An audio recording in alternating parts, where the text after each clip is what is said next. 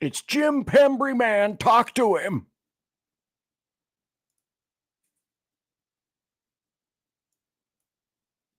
What's the problem, officer? Well, I'm investigating the death of Frederica Bimmel. Bill Randall, 650. Dorothy S. Ma'am, the Axelwide and Peppermint Endurance Company in Bashful Johnny C., home of the grand old conglomeration, Fanny Hill University, and the bathtub of the South. It's 7:30. You're listening to Late Night Radio on the SHR Media Network. Caution, there will be mature themes explored and potentially adult language used. If conservatarian words, phrases, certain concepts, or rhetoric offends you, tune out now. I have come here to chew bubblegum and kick ass. And I'm all out of bubblegum. Freedom is never more than one generation away from extinction. We didn't pass it on to our children in the bloodstream. The only way they can inherit the freedom we have known is if we fight for it, protect it, defend it, and then hand it to them with the well-taught lessons of how they in their lifetime must do the same. And if you and I don't do this, then you and I may well spend our sunset years telling our children and our children's children what it once was like in America when men were free.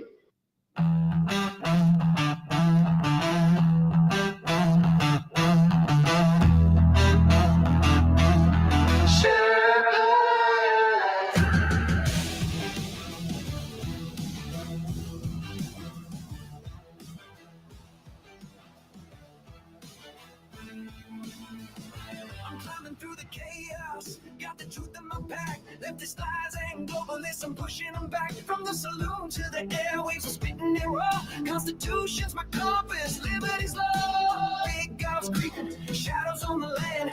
Feds with the schemes trying to bind up my hands. But I'm the Sherpa, guiding through the storm. Red, white, and blue, yeah, freedom's reborn. They spin their tails, but I see through the haze. Media maggots, lost in the maze. I'm calling it out, no fear in my soul. This patriot's fire ain't losing control. Conservative Sherpa leading the fight.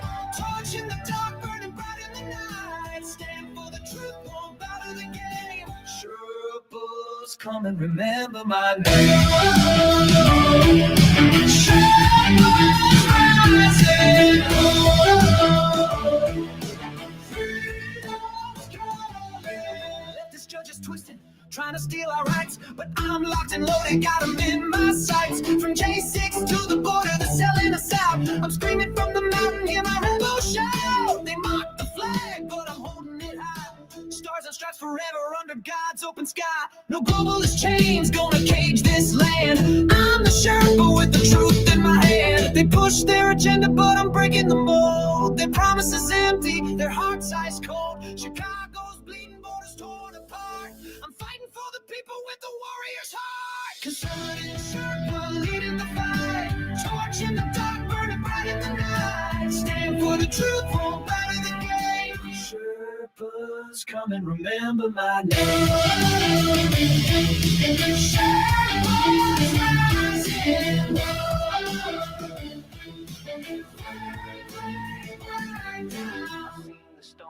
I've walked the line, 41 years, badge on the grind, now I'm on the air. My voice like a blade, cutting through the lies that the traitors made. Hurricanes rage, but we're standing tall. Sheriffs of the Constitution answering the call.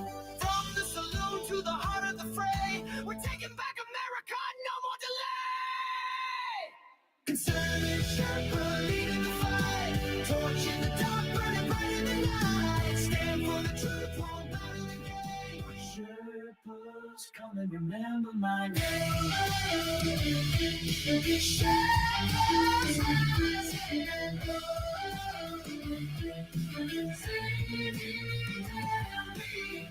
Static, hear my voice resound. Conservative Sherpa, freedom's battleground. Berserk, Bobcat, rules will never kneel. For God and country, this fight is real.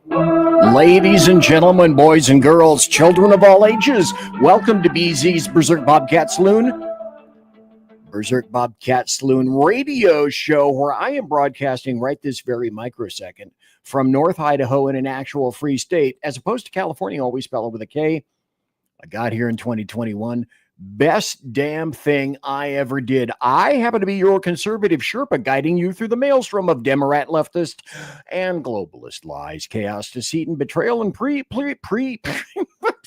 Okay, I can apparently this week and a part of last week, I can never do the opener without screwing it up in some fashion. So, at least put something in the positive column for me. At least I'm consistent. What you're about to hear for the next 2 hours or so consists of my opinion, in my opinion only, and those of my guests, plural. And I do have guests.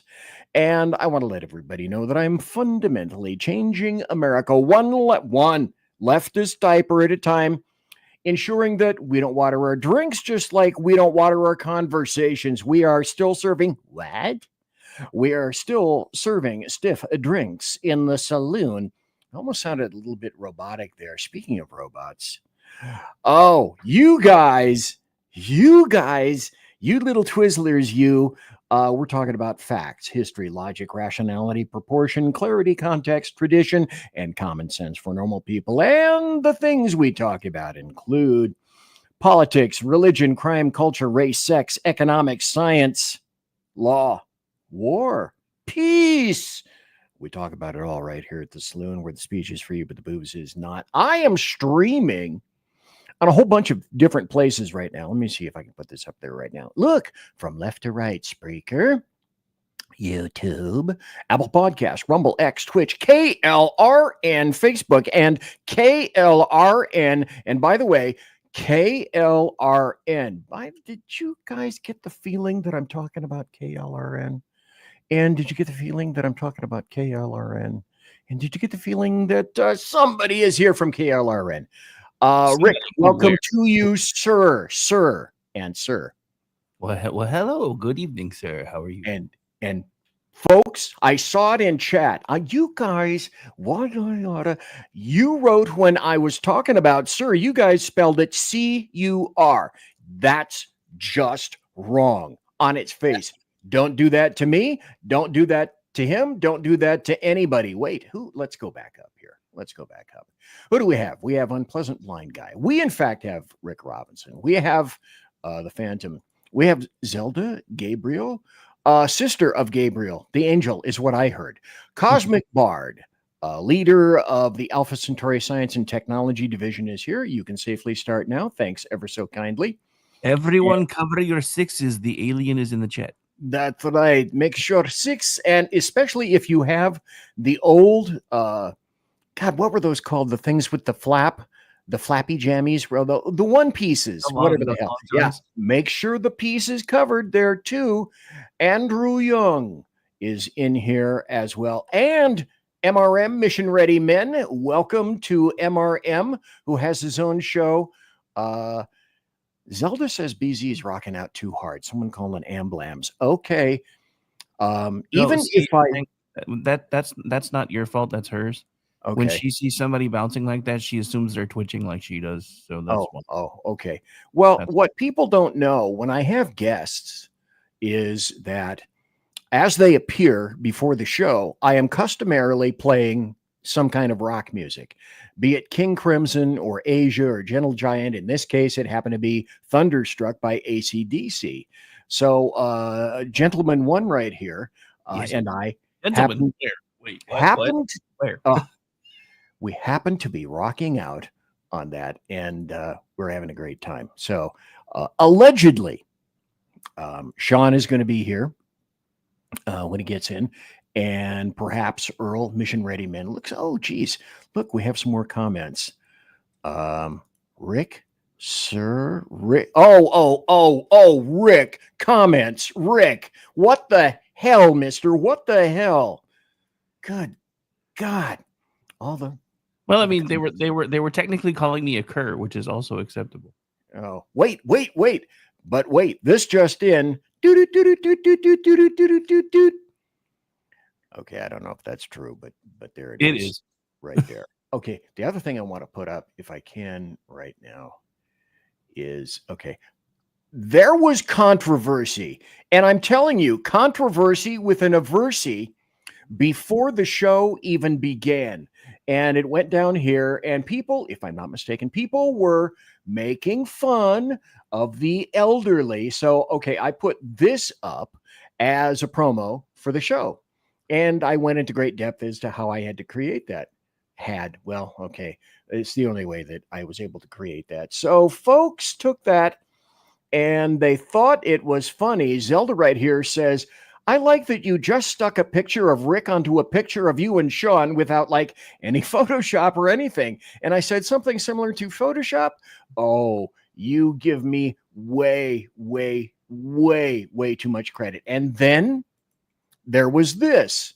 Well, Rick, explain where this came from, sir. Well, so what had happened was, because Zelda's one of those people that once she starts talking about something, you just kind of got to take care of it. Otherwise, she just keeps talking about it. So, yeah. But so what I did was, and it's a little grainier than I wanted, but I went into Grok and I originally tried to have Grok redo the entire image.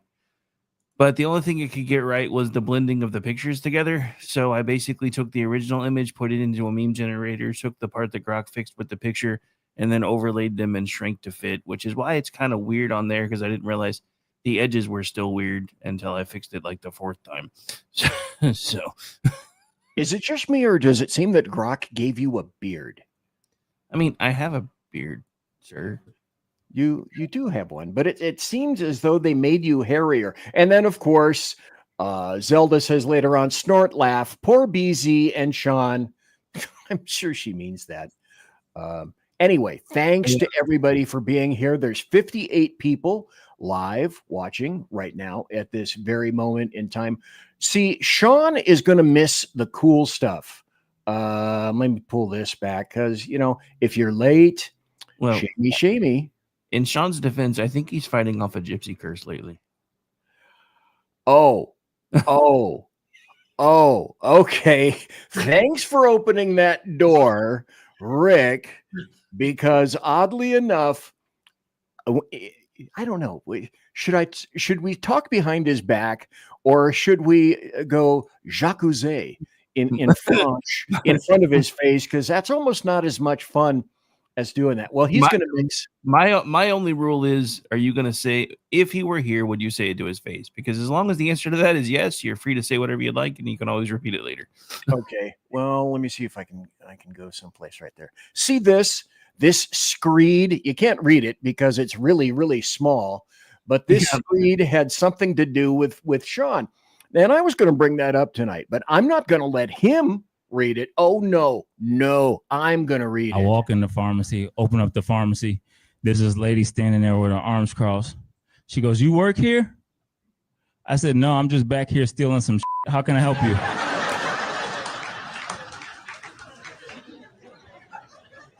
With an attitude, she's like, "Who you is?" But I had to be professional because I'm the pharmacist. So I said, "Ma'am, I is the pharmacist. How can I help you?" "I'm here to pick up my subscription." Don't tell me we haven't heard that. I said, "So which magazine?"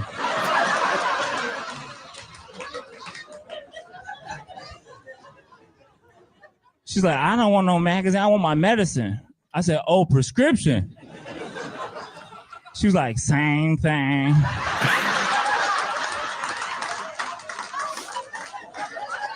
I was like, "Not really."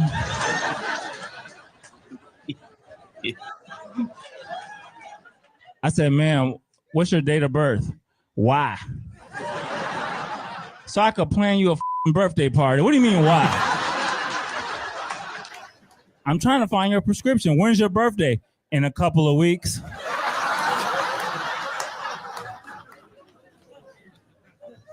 They live amongst us. I said, "Ma'am, forget it. What's your name?" She's like, "Taquasia Brown." I said, "Spell it." "Like the color?"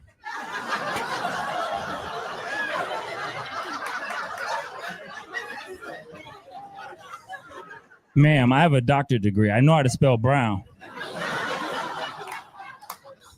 "How do you spell Taquasia?" She's like, capital T, lower A, dash, capital Q, U, S, H, I, A. I'm thinking to myself, did she give me her name or her Wi-Fi password? I said, okay, ma'am. I looked, I can't find anything. Are you sure they sent it here? She's like, well, the doctor sent it to CVS, but this was closer. Okay, I know people like that. I'm sure you know people like that. We know people like that. OMG. Yeah. Well, first things first, as somebody that's done stand-up, now granted, I've never done it professionally. I've only done open mic night a couple of times. Okay. But he missed some low-hanging fruit because when she said, what's your birth date? And she's like, why? Because I'm trying to find your damn subscription. Is what she should have said. Perfect. It's right there. Perfect. And speaking of right there, look who is right there. Well, there's someone who somebody is had to be right there. here. You're right there. It might as well be me. It could be you. It is. So me. welcome. Did Sean write another book posing as a Twitter post? Doesn't he usually about twice a month? Yeah. I'm good for a long one here and there. Who wouldn't? Well, and who wouldn't want to? This is, again, wonderful. Oh, come on. I am. Thank Play you. it. Here we go. He's made a lot of positive statements about the good things Hitler has done in the past. Because that's pretty big news. That's not news. Come on. You just Google it. It's out there. Look, Trump praises Hitler. Praises Hitler, and then we'll do what? Snopes? No, don't do Snopes. Just do see. Well, you can do Snopes. Did Yeah. Trump say Brace once does say, a "I need fucktard the in kind of real generals time. that Hitler had. Should we do that one? He did that. Yeah, he did say Or that. did some good things? Which one do you want? Either one. Either Whoa. one. Hit it. Hitler did Hello. some good things. Hello. All right. You her. The chick in the bikini. What do we got? Viral post claimed the former president reportedly praised the Nazi leader. Unproven. All right. Unproven. We'll Okay. look at the other one. Okay. Okay, Let's look go at to the other let's one. go to the- Yeah, I don't This like is- the answer you gave, so I'm going to keep We're shopping gonna until go I on. get another one. Kind of generals that Hitler had. That's a big one. People that support him, not the democracy, not the country. You know, can you stop there for a second, Can BZ? we find Oh, God, yes, please. So one of the things that I learned as a parent is that children will, when they don't like your answer, parent shop. They will go to the other parent to get the answer that they want. They also have this in school with a teacher shop. They'll ask the teacher one thing, the teacher will say no. So they'll go ask the teacher again, the teacher will say no. And it's called teacher shopping or mentor shopping. That is exactly what that guy did. Oh, I don't like that answer. So keep going until hopefully you find one that I like and fits my narrative. And It's so it neat. was. Let's continue. What do I got about 30 seconds left. find this in a video of him saying this, do you think? I imagine. Okay. I mean, I've seen a lot of stuff. That would That- sway a lot of people, I think. I don't think so. You don't think so? People that love Trump don't. Anything that's negative about Trump, they don't believe it. And Okay, this one's unproven as well. all right. All right. All right. Well, shit. Now what do I do? So welcome everybody, one and all. There's a lot of people in chat. I'm the eternal fat guy. Over here we have Rowdy Rick, and also we have Sean Lewis. Now, Rowdy Rick back here is from KLRN. There's Sean Lewis. He's from Edge of Liberty. I am. Rowdy Rick has a lot of shows. Sean has one. Rick has a whole bunch of shows. I'm BZ, and thanks for being here. A ton of people in chat, as I said. Now, we were discussing, before you got here, behind your back, which is probably why your ears were burning. I want to read this. Oh God. I don't know if I even dare put it up on the screen, but I figure it's fair game because, hey, I could have you read it, Sean, or I could read it. It's really small. There's a lot of it. Oh, God. So There's a bazillion typos in it. Oh, that's okay. I can read. So I think Sean would prefer, but I do this. I'm laughing with Sean. I'm not laughing at Sean or anyone else because guaranteed all of you, me, you, everyone else, we had a motherfucker of a day just like this the day before or last week or over the weekend. And here it goes. Sean, oh, by the way, follow Sean at 2 Against Tyranny on X.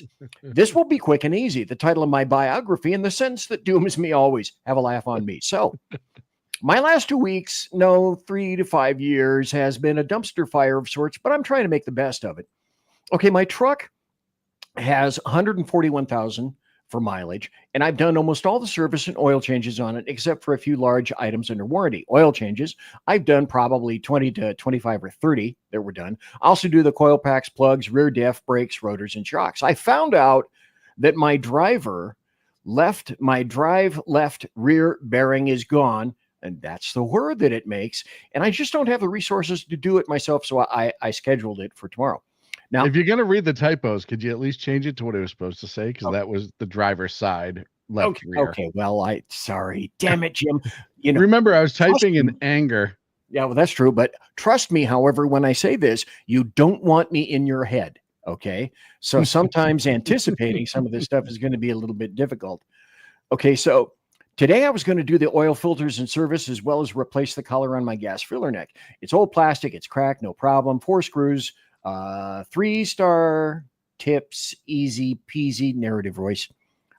But it would not be so easy. Not at all. Not at all. So I start with the plastic collar of the filler neck. The 4 screw, as they're supposed to be, were pop rivets. Well, why? Because somebody at Ram Engineering hates me. Okay, not big. No biggie. Can't drill the rivets in place. I'll pop the neck off and drill them out, except there's a vent tube. Some EPA filter, electrical for the filter, and those lovely plastic clips that snap when you touch them. Been there, done that, got the broken clips myself. So I decided to pull it down, leave it attached, drill it in place, muck around with all the other stuff. These rivets are smaller than the holes, and the plastic from the old neck crumbled, so they're floating. Stop. Let me ask this. Weren't you afraid of any of that crap falling back into the gas tank, for example? No, because I was under the truck, and I had pulled the whole gas tank, gas neck filled down. Oh, so actually, it was positioned just fine for that because it was all coming onto my face, including the hot metal bits that I drilled out later. Okay, I was afraid I was thinking, oh, geez, wait a minute, this is going to be bad because it's only gas, petroleum. Okay, vice grips to hold them. I drill them out and realize I don't have rivets small enough for the holes. I now can't drive because my fuel neck is dangling. Talk to my buddy. He has a small set and can drop them off later. Cool. Took 40 minutes instead of 15, but okay. I should have stopped when I broke even. So I get to the oil change, put the truck on ramp, set up. Oh, you went all in on this, mister. Setting the truck on ramps. Oh, yeah. I have the whole setup for it. I've done it so many times. Holy crap. This is great. Set up cardboard because the filter is in the worst place and it leads everywhere down the frame and misses the catch can. Put the catch can down, pop the drain hole for it. Angle it, good to go. Get the filter ratchet and a gallon plastic Ziploc to try and catch some of the oil from the filter in the filter itself. Then the shit hit the fan. I cracked the oil drain plug in the flow, dragged the catch can drain plug into place, closing the drain. Oil starts backing up. I had no idea. I was adjusting the angle for the flow, and suddenly there is oil overflowing, at least 1 to 3 quarts. Hazmat, security alert. Yep. All over the cardboard and now the driveway. I used my finger to plug the hole to stop the flow. I fumbled with the other hand to clear the obstruction in the catch can and get to the drain. All the while I'm now laying in the drained oil. Insert curse words at a volume and frequency of a crazy person on crank who can't get to their imaginary friend to stop yelling at them. I'm losing my shit now. Oil is everywhere. 3 rags, which is all I ever need. All I own, and all I had left, pathetically trying to sop up my own Exxon Valdez moment. Nice analogy. I like that. Appreciate it. I literally had it is what it is, breath, and just finished the drain so that I could do the filter. Now, my rags are soaking in oil, so my hands are slippery, and I bust a knuckle trying to unscrew it. I finally crack the seal and get the back in place to catch the oil, spin it off into the bag, except because Ram designers hate me. I can't really see in, and I'm going by feel, like the feel of the oil dripping on my head. The bag caught something and got a hole. That hole was now a funnel in my head of old oil. Cue the screaming of a wild American guerrilla driveway mechanic. But I get the filter in the catch can. Looks like a bad, gory horror movie, except substitute oil for blood under the truck, and I'm ready to take a sledgehammer to it all. I slide out and gather my tools. I get the garbage bag can, and I do all I can to minimize the dripping, which is now like Saddam Hussein invaded and is attacking my oiled fields as retaliation to clean the best I can. So, folks, the only reason I say that is because it's in the public domain. And so I figure, okay, if Sean can write about that, well, I can write about that too, and I can point it out. But like I say, I'm not laughing at anybody. It's like, fuck me. Everybody has had a day like that. Nothing can go easy. Nothing is simple. Everything is complicated, as in, what the hell? And you didn't even read the second part where I fell. Wait! You're right. I broke my knife. I feel like we're in an infomercial because we've now hit the. But wait, there's more. There is more. I'd forgotten about that. I didn't see it, so let's put that up on the stage because I got about 2 minutes before the bottom of the hour break. I think I can rip this bad boy off in about 2 minutes. So part 2. That's what she said. That's what I knew. So now I have to fill the oil, get my funnel, get my 6.9 wink quarts of oil ready. I go to stand on my stool because it's on ramps, and apparently I have oil on my soles, or some of it dripped while I was moving the boxes covered in oil, and I shoot off of it. What happened? Oh, I landed much like, have you ever seen a gazelle after it gets hit by a deer after it gets hit by a semi truck, and it kind of like helicopters before it hits the ground? Because when you get 265, 270 in motion, and then you take out the footing of said motion, objects in motion tend to stay in motion. Right. Bad objects in motions tend to stay in more motion. And that is what I did. So, and listen, I've been there. I've knocked myself out a couple of times. I have to. And it's when you say, okay, I'm on the ground. Systems check. Okay. Oh, yeah. Have I done a systems check before? Yes, I have. Welcome to Earl, by the way. Big E Jackson. Thank you for being here. Earl just popped in. So it's like systems check in a heightened state of anger. I take the 5-part lug. I use my knife to add an air vent for a smooth pour. My knife proceeds to break, trying to cut the plastic. Fuck it, we'll do it live. So I get up and pour. So get all 6.9 into the truck. I go in and try to wash the best I can. And let me guess, you had to trudge as much crap as humanly possible into your apartment. Yeah. Shoes kicked off at the door. I took off my shirt at the door.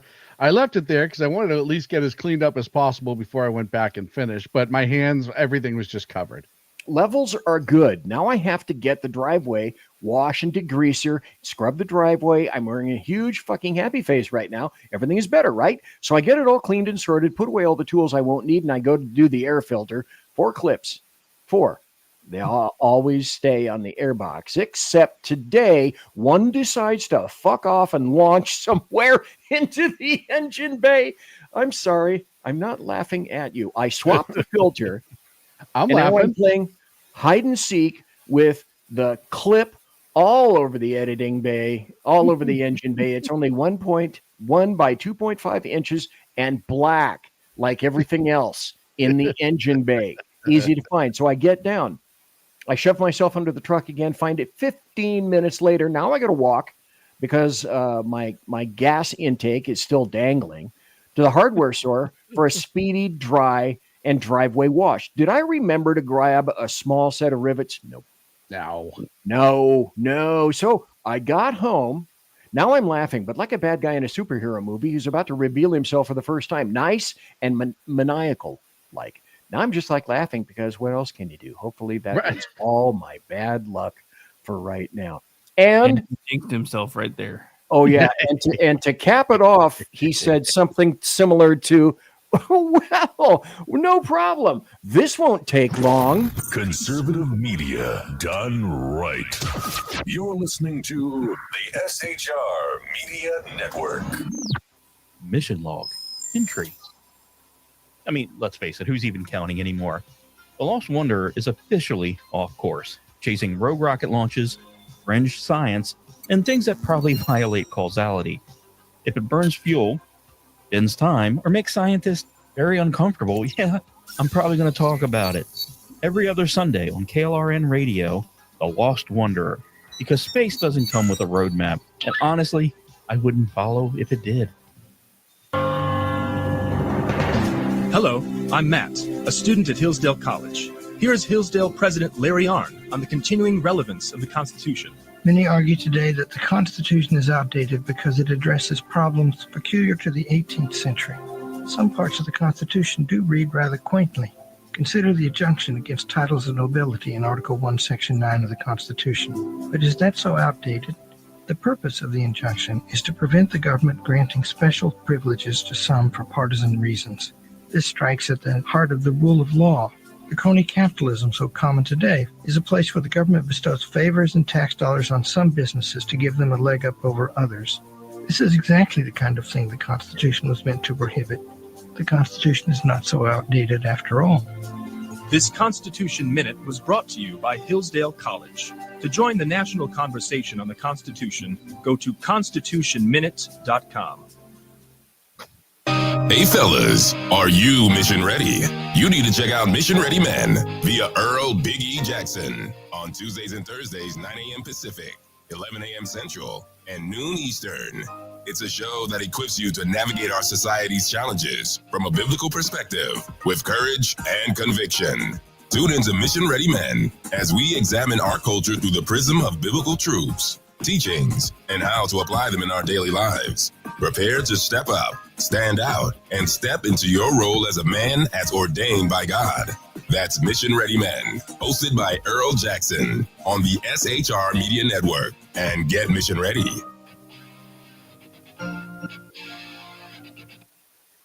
Want to make an immediate difference in the life of a critically ill child? You have the ability to do that right now. Make a donation to Dream Makers for Life, the organization that restores dreams to seriously ill children and their families. You can sponsor a dream pack for a child, which contains a clear PVC backpack, a dry erase board adventure coloring book, a journal, and dry erase markers to inspire a critically ill child to envision a future adventure and hope. Want to become a dream maker for life yourself?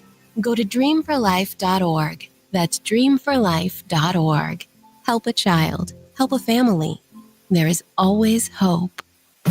You're listening to the SHR Media Network. And I'm back. I'm BZ. Look, there are 4 people here. Let me go through everyone. First, it's the bulbous one right here.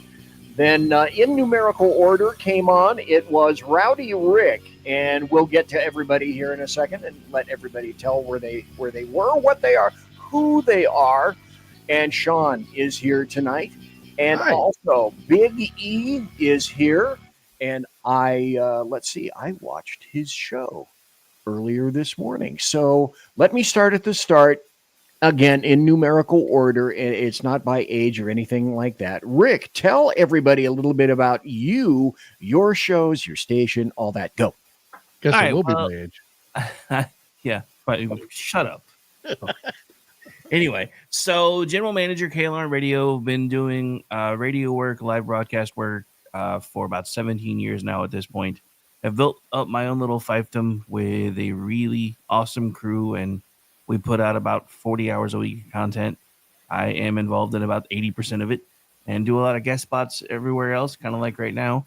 And I also write for twitchy.com, misfitspolitics.com, and I also produce podcasts through my production company that is aside from KLR Radio, including folks like Michael Loftus's podcast, The Loftus Party, which drops on Tuesdays.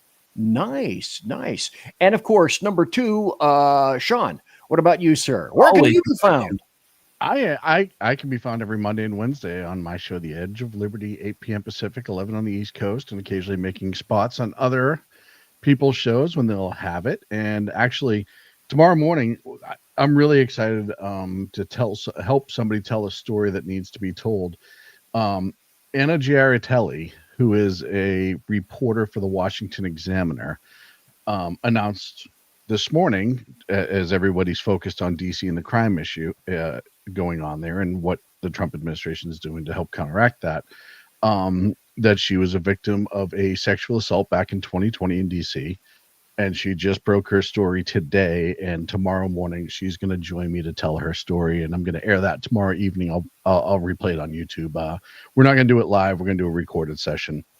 So really excited and thankful for Anna to come tell her story. Okay, and say that once again for people who didn't get it. They understand where your show is, but you're recording it tomorrow. I'm going to record it tomorrow morning. I'm going to probably post the interview itself tomorrow night. And then obviously my show on Monday night, I'll probably play it again. But I didn't want to sit on it for the weekend because it's a pretty incredible story. And the source is obviously very credible and it's very germane to what's going on. And more importantly, she was a victim of a crime and it doesn't need to happen. And this is a story that could probably be told a million times in all of these major cities with high crime problems. And I'm fortunate that she agreed to do the interview. So we'll record that tomorrow morning. Okay, I don't want to Bigfoot your show, but how did you come across her? Did you see her? It was on X. She posted it on X, and I read her whole thread. And it was just the response from the DC police was poor. The initial responding officers were fine.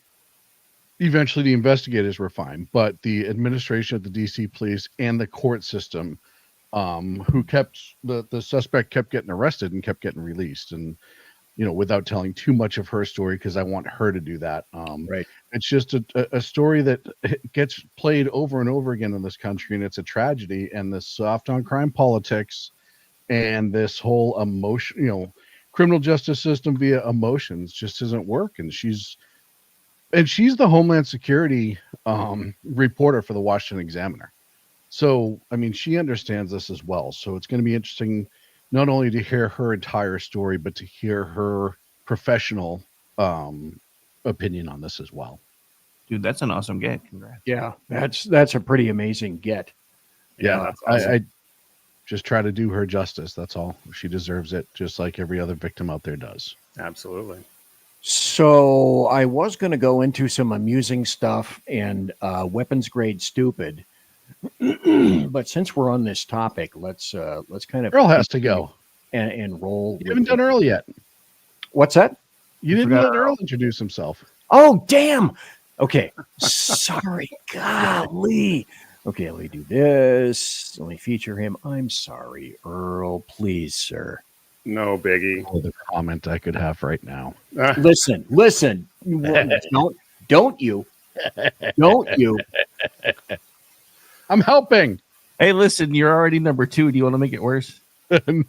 Well, how much worse could my week get? My $600 wheel bearing turned into. Go ahead, Earl. Wow, that sounds like a whole other story. Well, I am Earl Biggie Jackson. I am the host of the Mission Ready Men Briefing right here on the SHR Media Network. And I can be found here every Tuesday and Thursday at 11 a.m. Central, 9 a.m.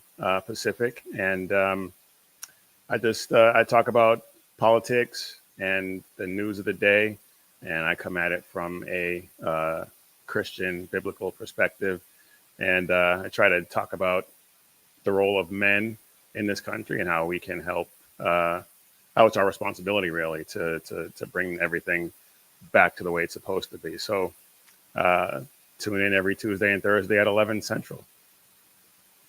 So to everybody, thanks for being here. Thanks for the folks that are watching live right now. I'm looking at the little, let's see, it's over in this corner, way over there. 253 people watching live right now. Awesome.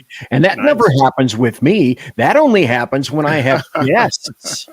Me like mostly. like the important people that you are. But since you opened the DC door, I want to go there too, because and again, Sean, if you would tell the people the name of the individual that you're going to feature on your show on Friday. It's Anna Giritelli. Gritelli is how probably most normal people would say it, and I just say it with the Boston accent. But yeah, she's on X. She's a reporter for the Washington Examiner. She's been around for a long time as a reporter. On X, if you want to go read her story, it's at Anna _ GIARITELLI. Giritelli. Okay. And since we went with that story, I did this Tuesday night briefly, not as perhaps as long or as well as I should have. She's not the only person that was affected and has been affected by DC crime. There's a very good friend of the SHR Media Network by the name of Ken McClinton. And Mrs. Ken, he was, well, he had his stepdaughter murdered in 2015 on the streets of DC. Gosh. Now, there's a story. This story right here is published in 2019. 4 years later. Now, what a lot of people don't know is essentially a journalist from DC was killed on the streets. Now, she wasn't a big name journalist, but she was equally important as anybody else in DC or in the world of journalism. A man who murdered a DC journalist is still on the loose 4 years later. Charnice Milton was on her way home from a story when she was shot and killed after she got off the bus in Southeast. So she covered the Capital Community News at Eastern Market. 9:30, she was heading home on Metrobus, transferring at Good Hope Road and 25th Street. And Ken said, when my daughter left from Capitol Hill that night, she and I had this understanding. She would always text me. I'm sorry, Francine Milton said. Her mom. Milton still has a message on her phone that her daughter sent that night on my way home. And Captain Anthony Haith, DC Metro Police, said, we believe she was caught in a crossfire.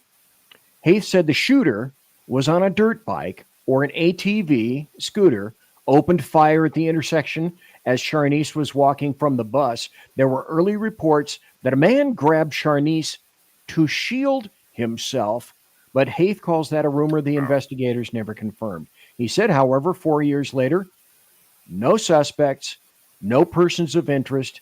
They don't know who was the target of the shooting, except one thing.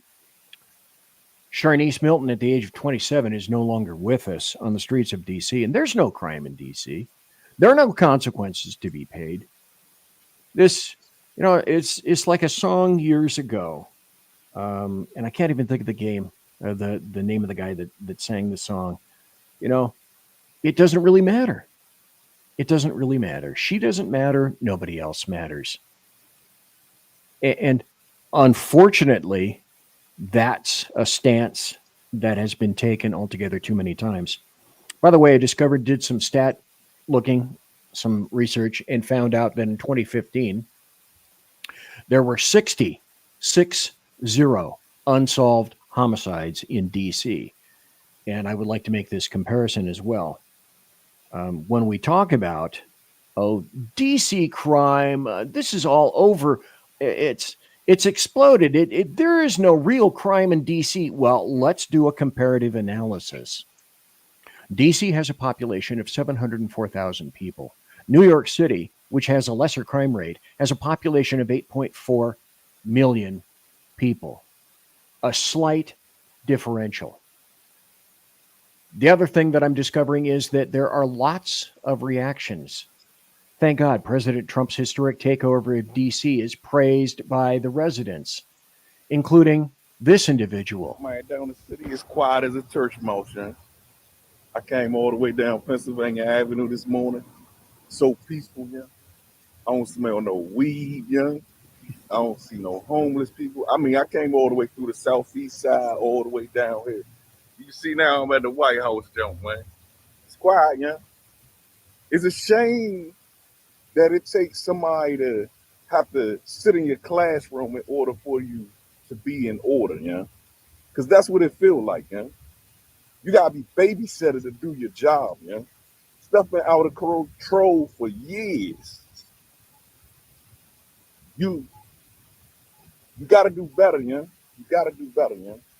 And mainly, young, you got the problems. It's us, man. It's always us giving everybody a bad name, yeah. We'll see how long this lasts, yeah. How many murders was it last night? How many carjackings was it last night?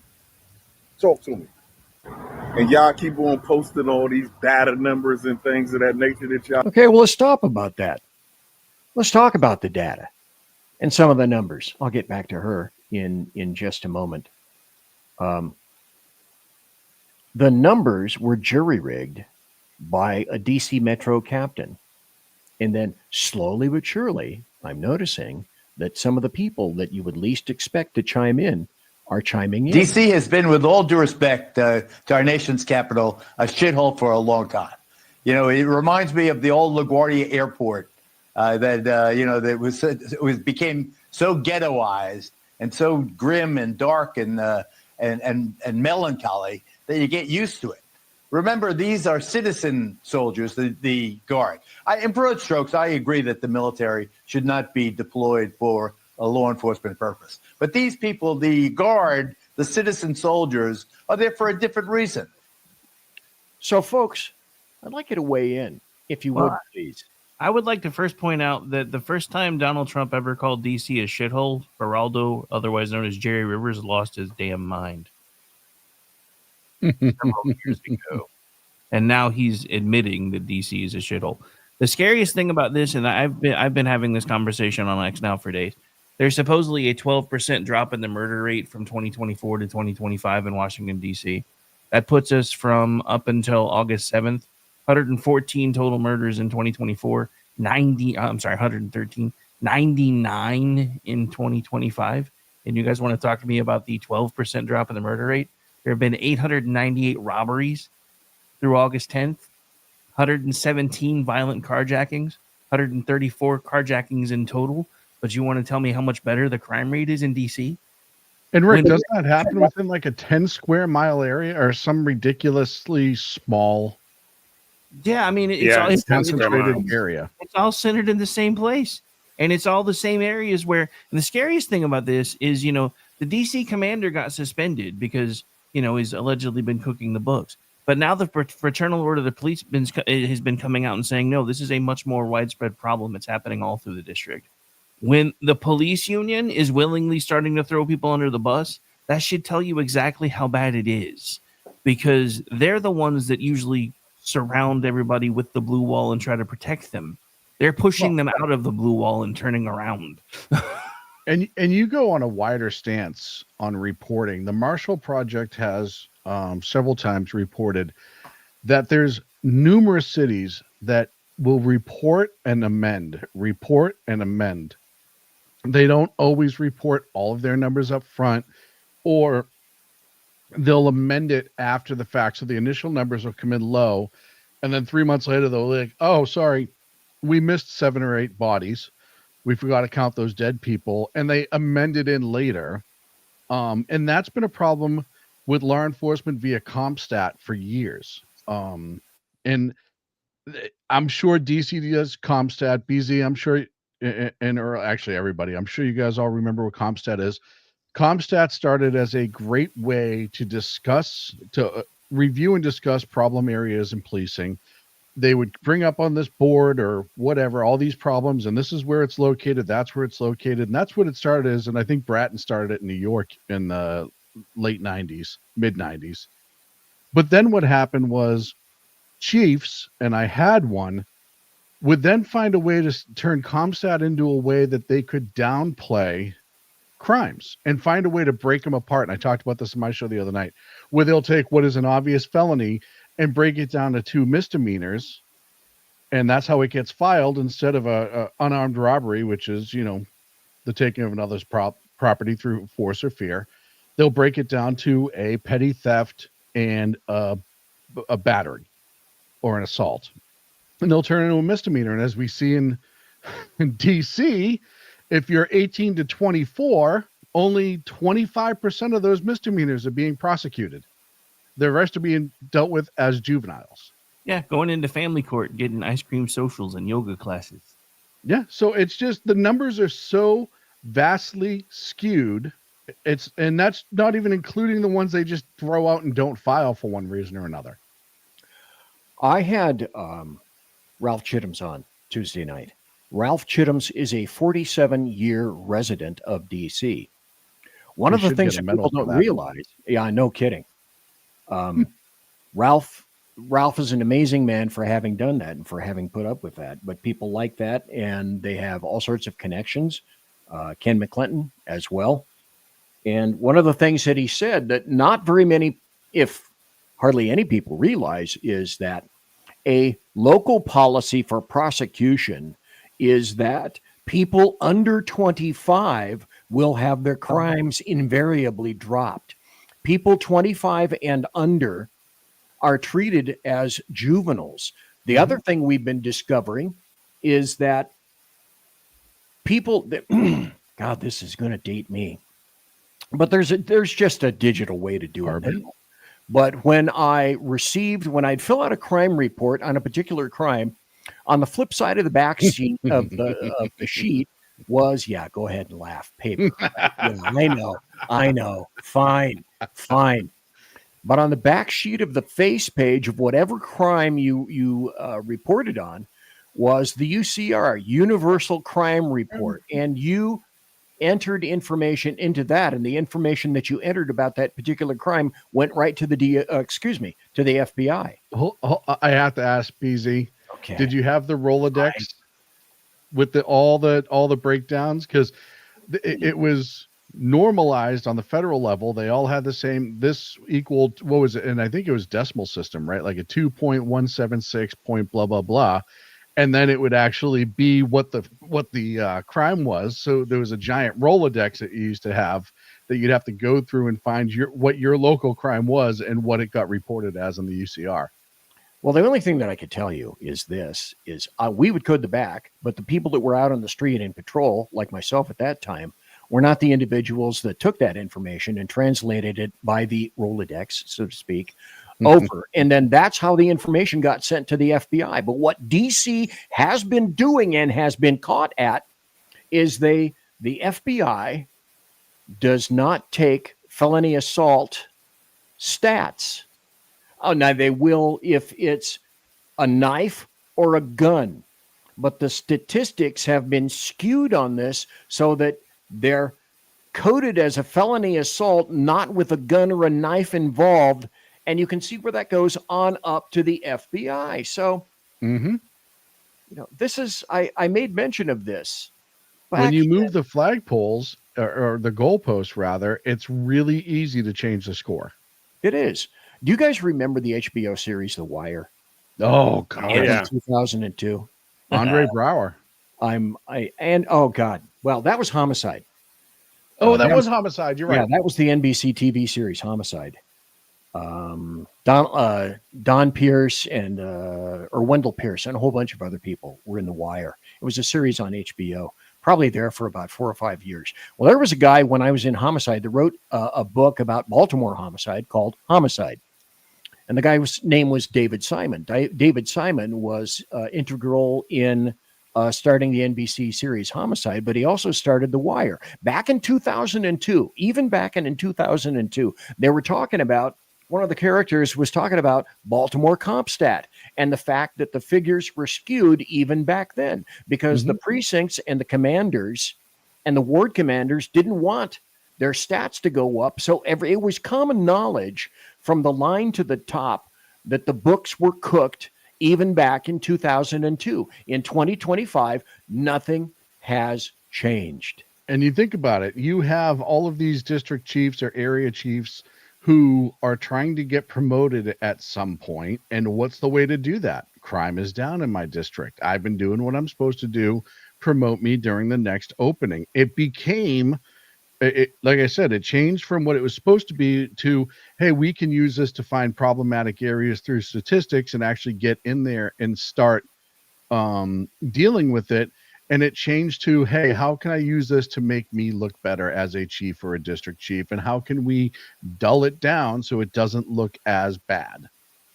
You know, when I realized how bad it had gotten was when shows like Blue Bloods started proving the point that they were basically cooking the books to try to get promotions. Mm-hmm. Yeah. I'm like, okay, That's so how public it was.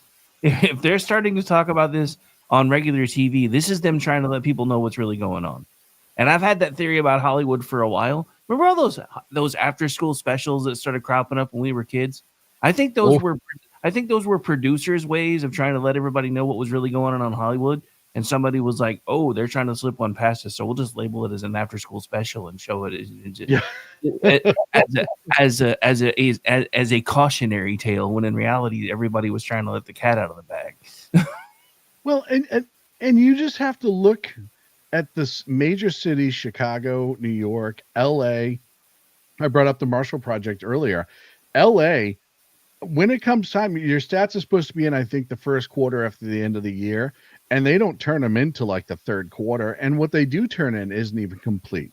You have all of these cities with these soft on crime policies and counties with these soft on crime policies who constantly find a way to cook the book so you don't realize, or the average person who doesn't look into it can't realize how bad it is.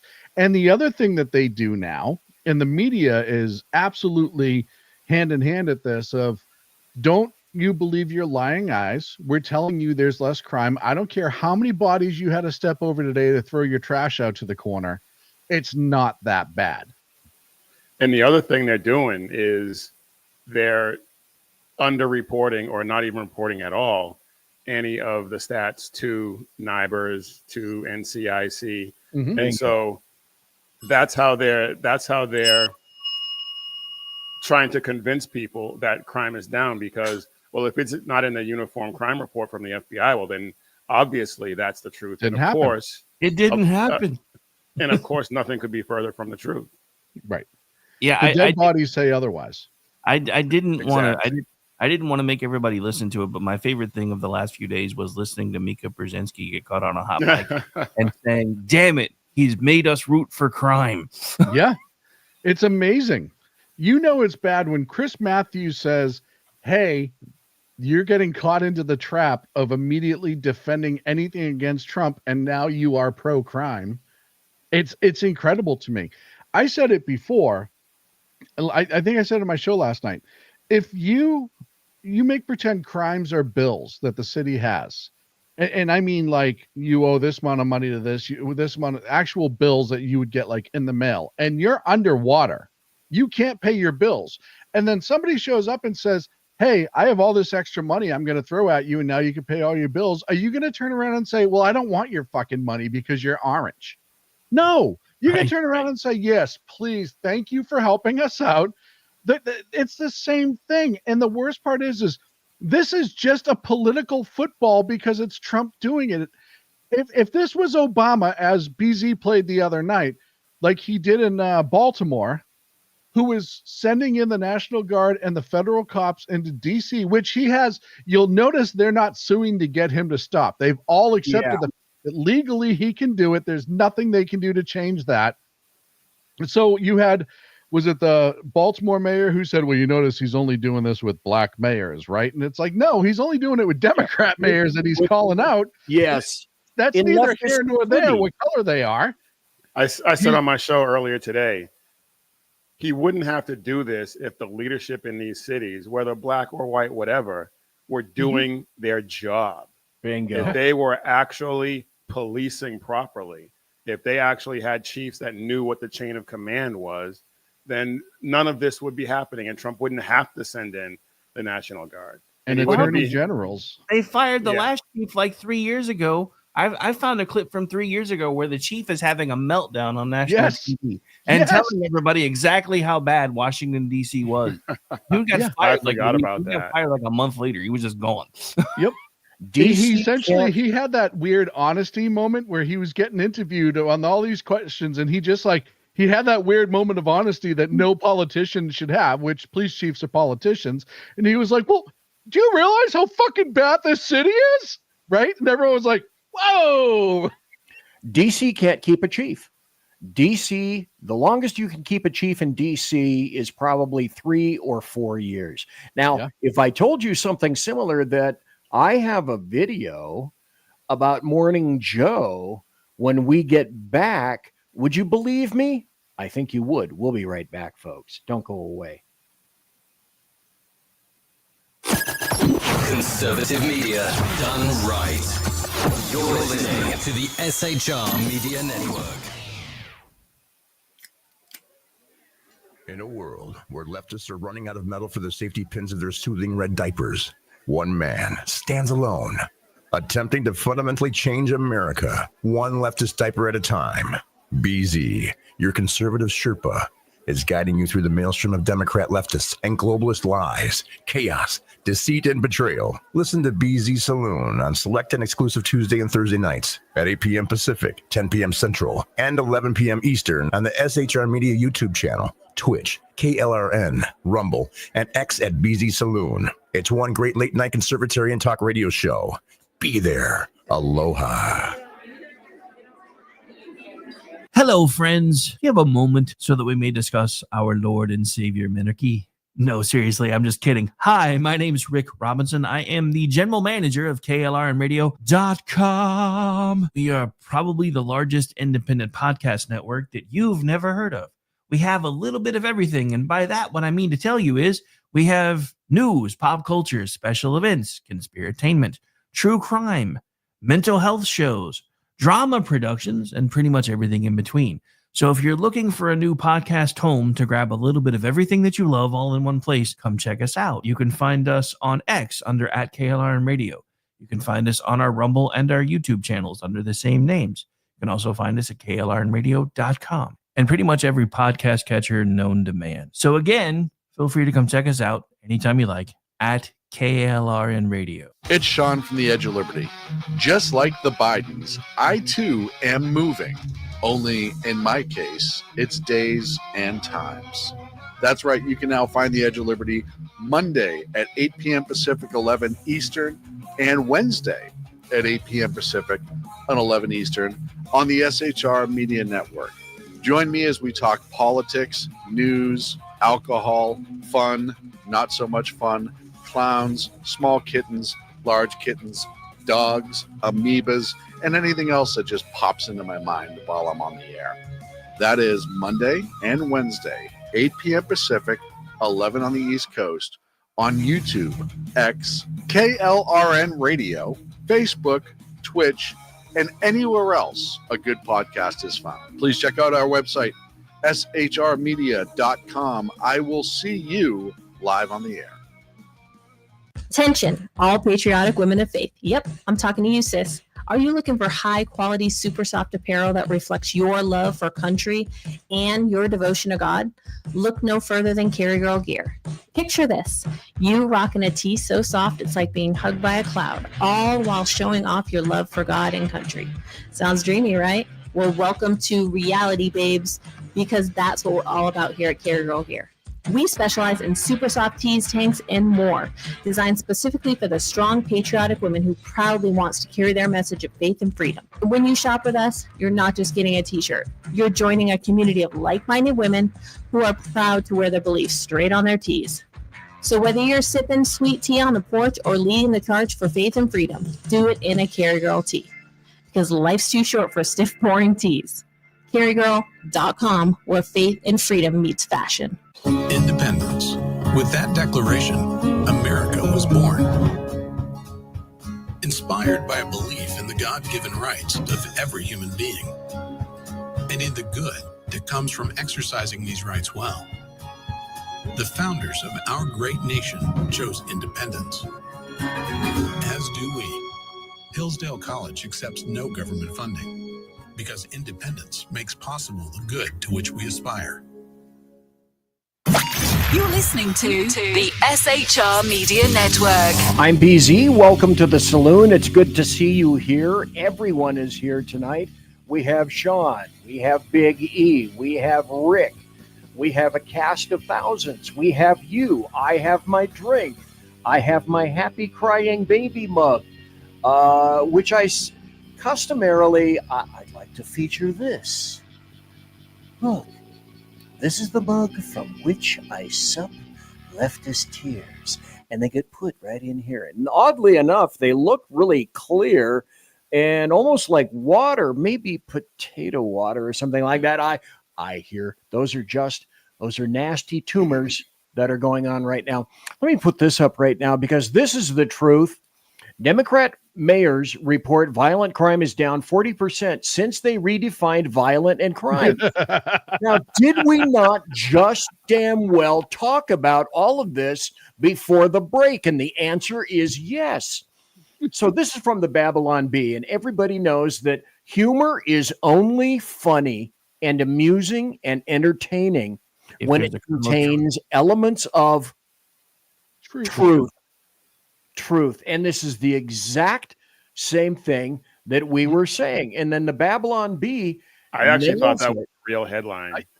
Yes, I was going to say, one of those if you had put any other news organization over that, I could 100% see that being realistic. It's amazing to me. Because they love to redefine words. They love to redefine words in language. And so that to me was just brilliant. Yeah. You know what? I get mad at the Bee sometimes because I'll be scrolling and I'll see a headline. They're too and damn I'll be good. like, oh shit, and then I'll read Babylon Bee. I'm like, oh, they got me again. Happens but to me all the it's never time. like, it is never to their credit. It is never, that can't possibly happen. Yeah. It's like, oh, good. They finally admitted it. And oh, nope, that's just a B article. Dude, years ago when The Onion was funny, they actually got me more than once with their parody YouTube videos because they were like putting out like fake Senate speeches. And there was one that I put like halfway through before I realized that it said Owen and not CNN. I was like, son of a bitch. But I'd like to back up for just a second because when BZ did the promo for his mug and he started talking about the baby sipping mug, something about the cadence, the way he said it, put the puppy baby monkey commercial in my head. I don't know. Remember the Super Bowl commercial from like 3-4 years ago? Yes, I know exactly which one you're talking about. So I had to share the pain, which is why we backed up, because since it was in my head, I had to put it in everybody else's. I will tell you, The Onion back before it went woke was absolutely hysterical. Before they even did video, when they just did their writing, they used to have all these ridiculous things like a newspaper, right? One of my favorite segments was Ask a Navy SEAL. And it was supposed to be like Ask Aunt Peg or ask, one of those famous authors that would write a response. And so it'd be like, Dear Navy SEAL, my husband has been really distant today, or lately. It's been our 10th anniversary and the kids have been a real struggle. What's a good way for me to spice up our relationship? And every single time the quote unquote Navy SEAL's response was just how to kill somebody. It had nothing to do with what the question was. It's like, well, I find the best way would be to sneak up on somebody on a very sharp serrated blade where you slide it across, make sure you press against the larynx. It's quite rubbery. And it would just be this long in-depth, and it was brilliant. I used to laugh like hell at that. Look what I found. I might just chill tonight. Monkey baby. Puppy monkey baby. Puppy monkey baby. Puppy monkey What the hell? That is puppy baby. It's so ridiculous. Puppy monkey baby. Puppy monkey baby. I've never seen this. It's back in a simpler time. Dude, caffeine. Wow. Oh my God. I never saw that. Okay. I consider myself entertained right now at this point. Yeah, I'd never seen that either. Wow. Oh God. Okay. Well, I got to put this up because I said I would. Just like people say, okay, Democrats, they've been shoved into the corner how we have to support crime. This was Morning Joe. The answer to this problem for Democrats is not, oh, everything's okay. There's nothing to see here. But that's what they're saying. It's okay. There's nothing to see here. Move along. Oh, Washington has dropped 24% or whatever in crime. Well, let me give you some other numbers. The Washington Post took. Okay, stop. Let me ask everybody at this point right now. Why are they doing this when everyone else is doing the opposite? Why is MSNBC and Morning Joe doing this? And they if you look at the title there, increased police presence, and not just like Trump invades DC or Trump uses police to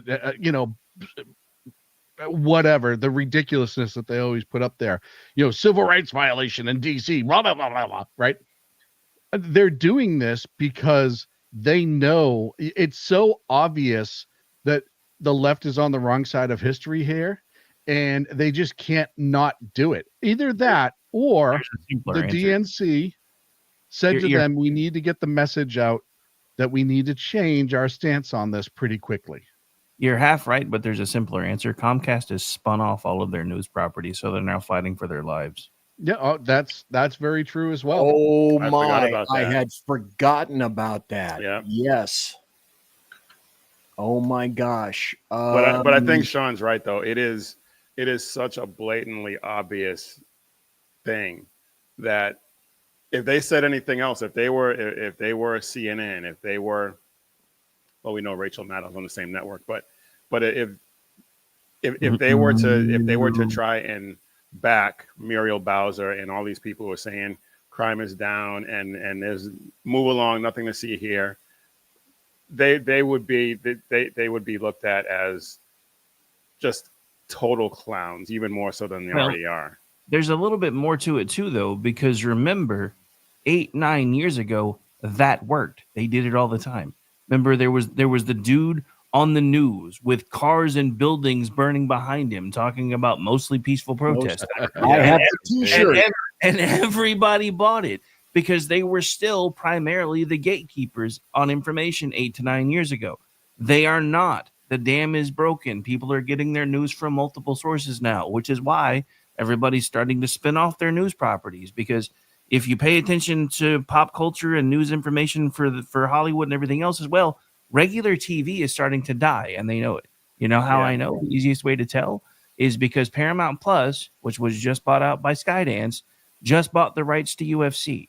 Where the sports goes, TV goes. Right. Yeah. The merger.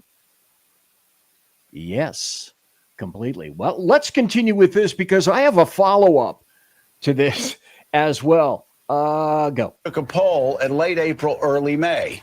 91% of Washington residents say crime is a problem. 91%. 51%, it is an extremely serious problem. Okay. Do you not ask yourselves, as I do frequently, how much does this grate to have the words come out of their mouths like this, the exact opposite of what they internally believe?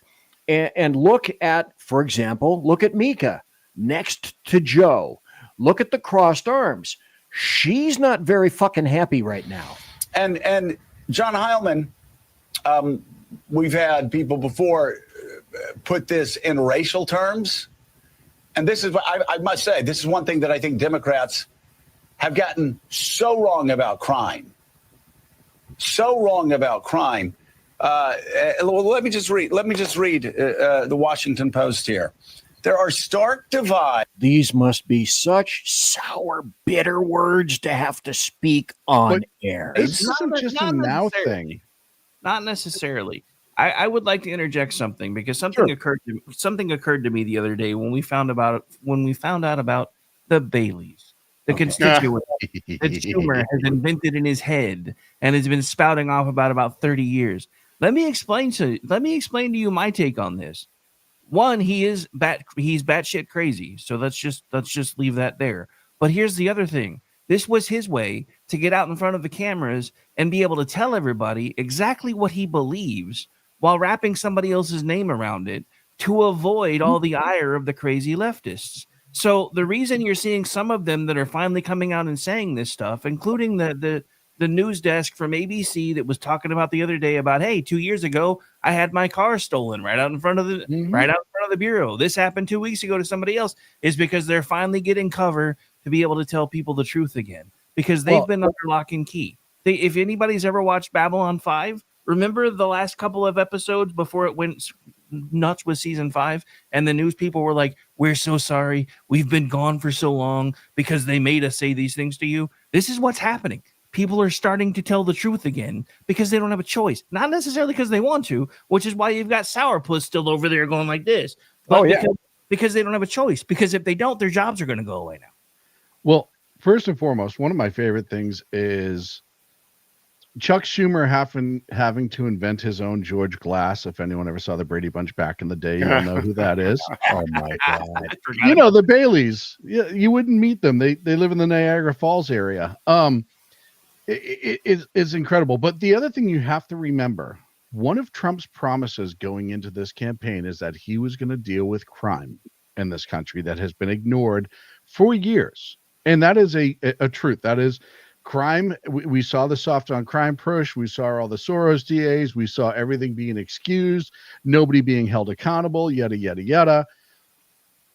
Crime was a major issue going into this last election for the American people, by and large. It polled, I want to say it was third behind the border and the economy. That's pretty intense, right? And they know that. And if their biggest fear is to be on the wrong side of history, because it'll get played back now. They're starting to learn the internet is forever, and people can pull up what they said 3 months ago and they can't deny saying it. If Trump is successful and all of a sudden he can turn DC around, right? It's not going to be 30 days. It's not going to be 60 days. It's going to be a while.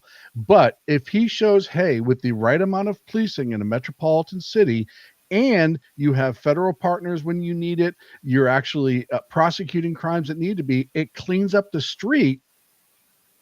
That now locks in that criminal justice in this country, A, works, and B, is a good thing for the people not committing crimes.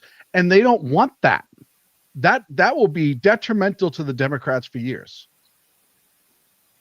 Yeah, they can't have that. I have never historically liked to quantify things in this fashion, but there are from, 2015, 2014 on out, when I have no other choice but to craft arguments and observations in the terms in which leftists demand they be crafted and or performed. And that's this. Why is it, and I have never understood this, but I'm going to get racial for a second. Why is it that everybody seems to think that blacks in leftist urban rat cages are not due any kind of policing, that they shouldn't be the recipients of protection, that they want police protection, they would like to have police protection, and no, they're okay. Why then, if another BZ if-then equation, why then, if that's true, did this woman make this video? I didn't make that.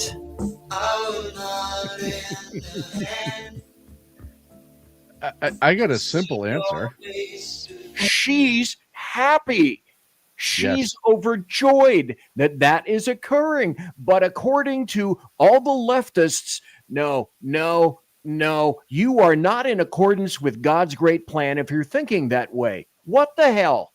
It's a modern plantation that they want to keep minorities under, if you will. Not just Black Americans, but Hispanic Americans and other Americans that live in your middle to lower class neighborhoods, right? The people that work 60 hours a week to keep their life going, the people who take care of their kids and they're just a voting bloc. They're not really humans to the Democrats, and they never have been. History has shown that. You see what the Democrats use illegals for today, right? They don't give a shit what happens to illegal aliens. They just want the vote that's going to come from it, and they want to be able to raise money off of them. It's a tool. The same thing with these inner cities where you have high crime and a lot of, statistically, we know nobody kills more Black people than other Black people, right? That's a statistic. That's not up for question. That's a sad reality. They don't care if those kids keep getting killed. They don't care if Sharnice gets killed coming off the bus. They don't care if the 12-year-old kid gets killed in a drive-by. What they care about is to be able to show up and say, this is horrible, and if you give me more money, we'll change it, and then never be held accountable for not changing it. That's all they give a shit about. And then using our screwed up education system to enter into evidence things like the bogus 1619 project, which basically was all policing was rooted in slave chasing. I mean, so that's the other reason why you have all these leftist leaders that are like, oh, the police are terrible, because they've bought into that stuff, because our education system is terrible. When the nationwide, education system is absolutely atrocious. My wife and I watch these. I'm sorry to cut you off. Go ahead. No, I was going to say, in Oklahoma, up until recently, the average reading age in my entire state was 4th grade. And I used to work for the Department of Human Services on contract through the University of Oklahoma. And they kept doing surveys with us. What can we do to make your job easier? How about we stop sending letters out that sound like they were written by attorneys, since nobody in the state can fucking read them without an attorney? How about that? Sad but true. The education system is just homeschool your kids, as far as I'm concerned. But you watch these man on the street videos and there'll be a guy asking like basic questions like how many minutes in an hour or how many hours in a day, and what country, what city are you in? I mean, just the most basic things, and these people will say Spain is the capital of Ohio or some such nonsense. Or it's just insane. And every time I see something like that, I am absolutely dumbfounded. And at first I thought it was fake, but you see it so often. It's like, this is what the American education system has wrought. And it does not bode well for the going forward at all. No, it doesn't. Let me continue.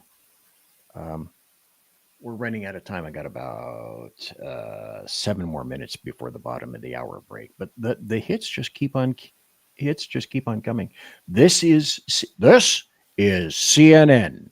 Yeah, I think that Democrats have to get it around their head that Americans are far more hawkish on crime than they think that they are. What are we talking about? Trump's net approval handling crime. Where was he last year? He was way underwater at minus 13 points views of term number 1. But look at where he is now. He's on the positive side of ledger. He's on the positive side at plus 1 point.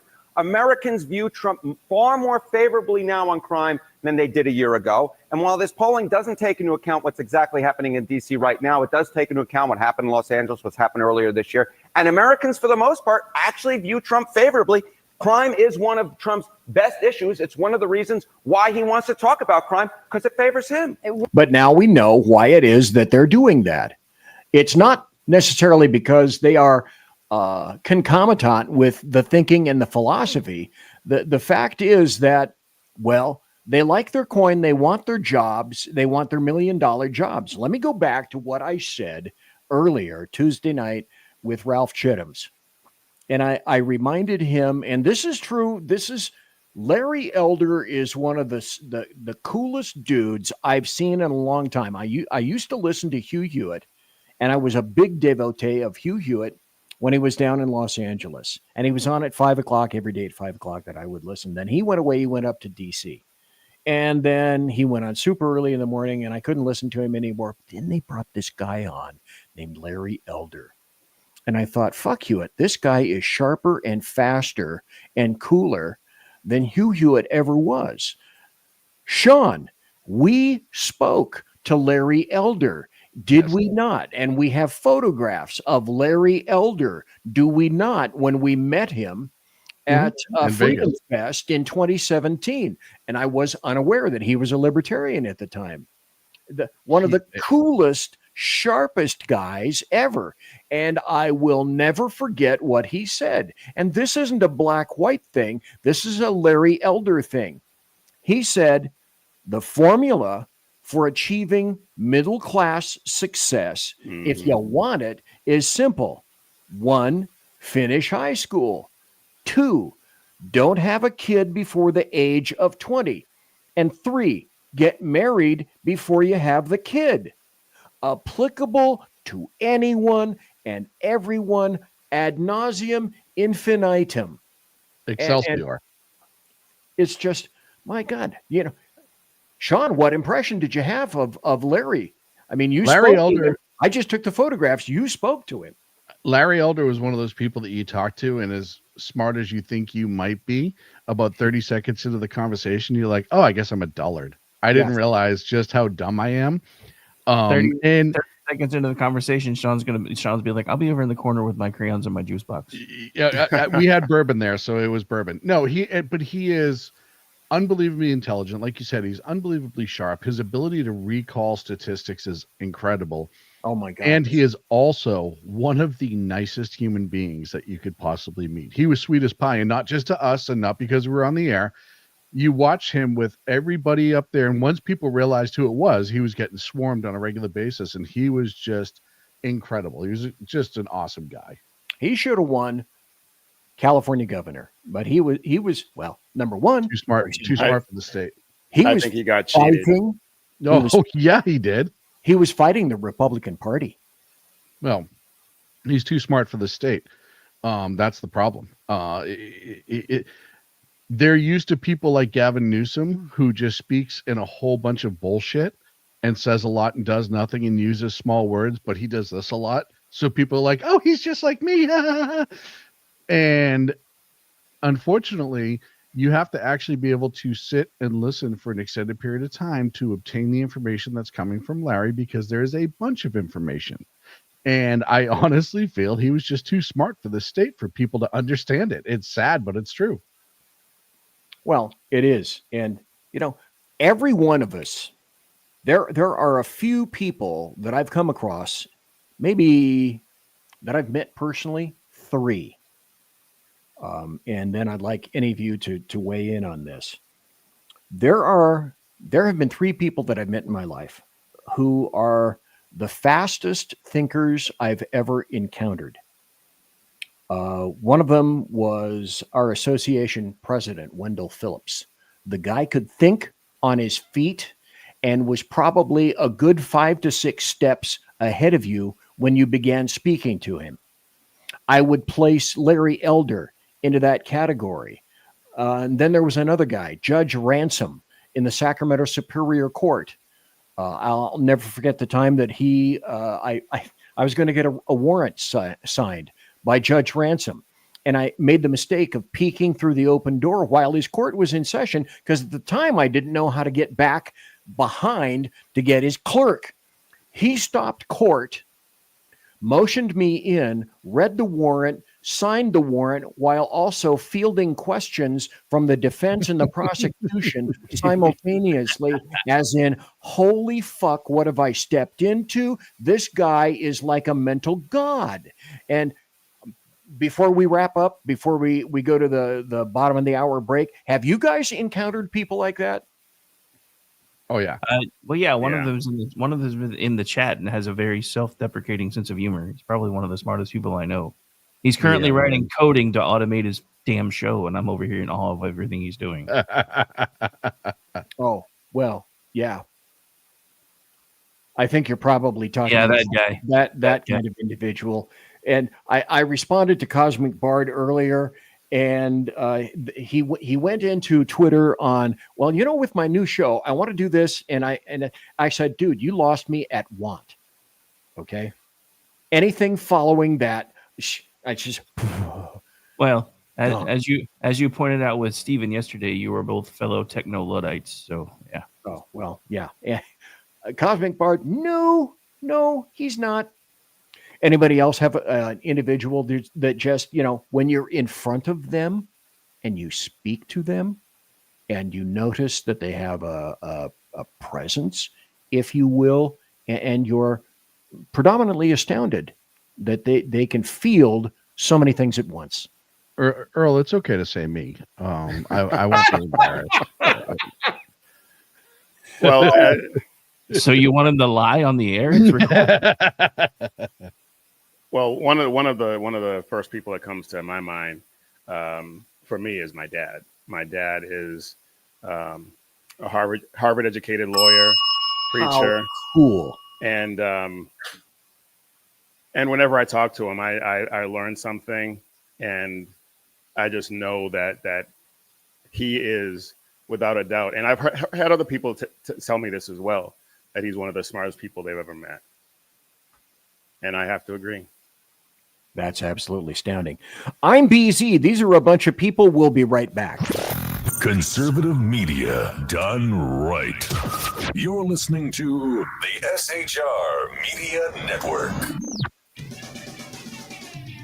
Listen in to the Reaver of Common Sense, where we cut through the noise of news and politics with a show equipped for bombast. Tune in Mondays and Fridays at 9 p.m. Eastern, 8 p.m. Central, and 6 p.m. Pacific, featuring a refreshing dose of reality.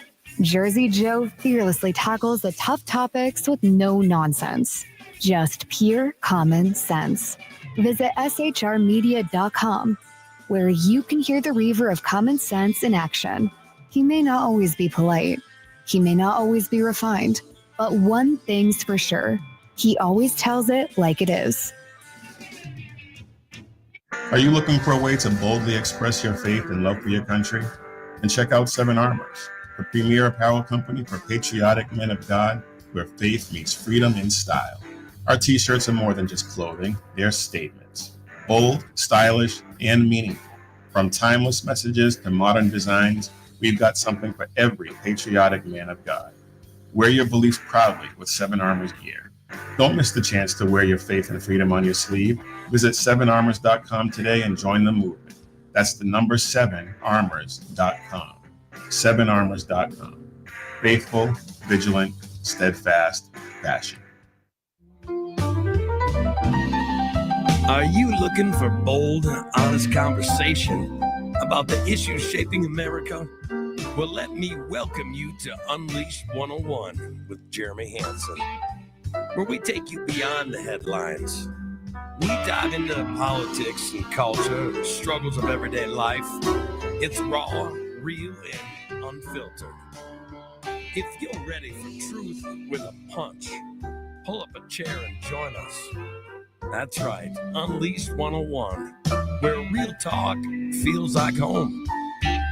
Find us at unleashed101.com, Spotify, Apple Podcasts, iHeartRadio, and more. We look forward to seeing you. Unleashed 101 with Jeremy Hansen.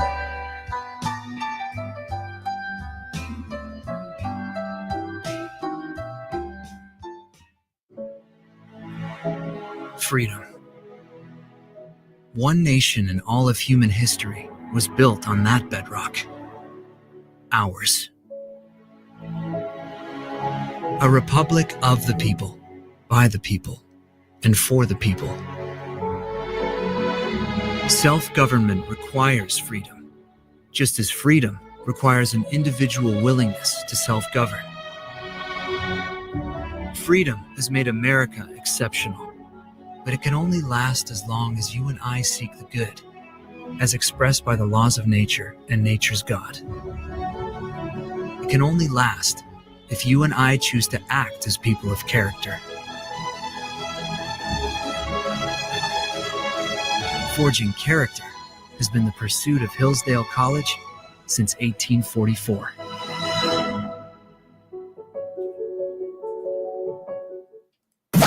You're listening to the SHR Media Network. The final half hour of the show tonight, we have Sean, we have Earl, we have Rick, we have a classic baseball team right here of winners who are going to kick the, well, I can't say that. Great folks. And I have to say this, I'm not a young dude. I'm far from it. I used to be a lot sharper than this, but of all the people that I know and I'm associated with, these are some of the sharpest folks that I currently know.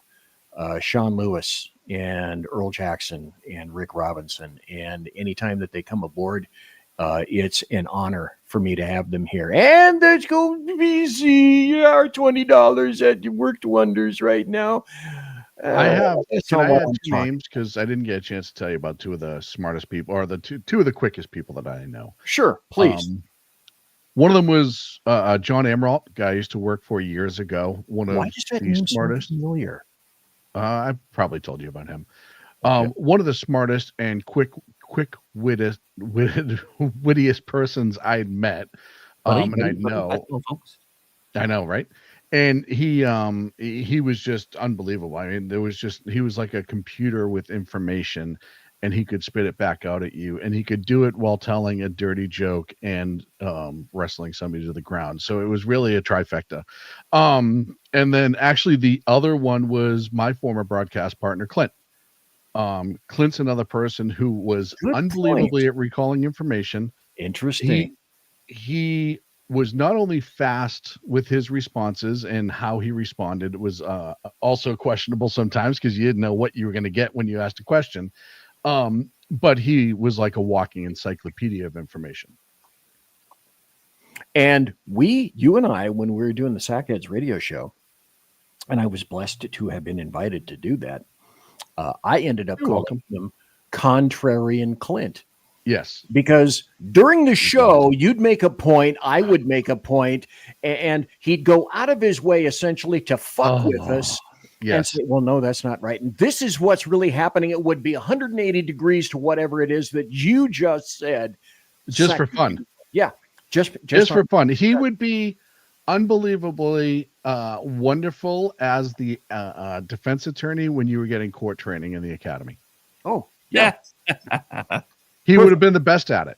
Yep. Is this a good spot? Project 2026. Hakeem Jeffries' plan to remake America, raise taxes on working families, impeach President Trump. Donald Trump must be removed from office. I'd like to impeach the bastard right now. Open the border, restart the invasion. Abolishing ICE, which I support. It's about defunding the police. They riot, they loot.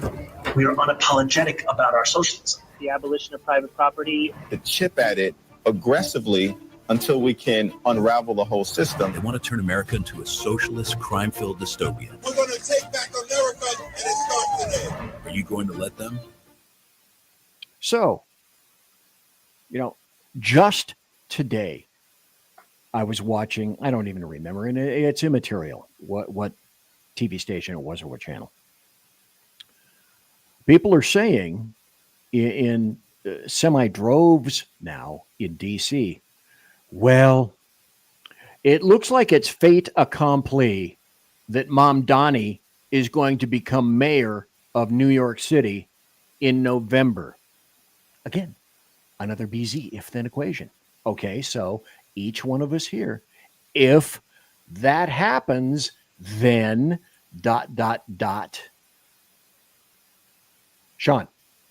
I don't think so. I really don't think so.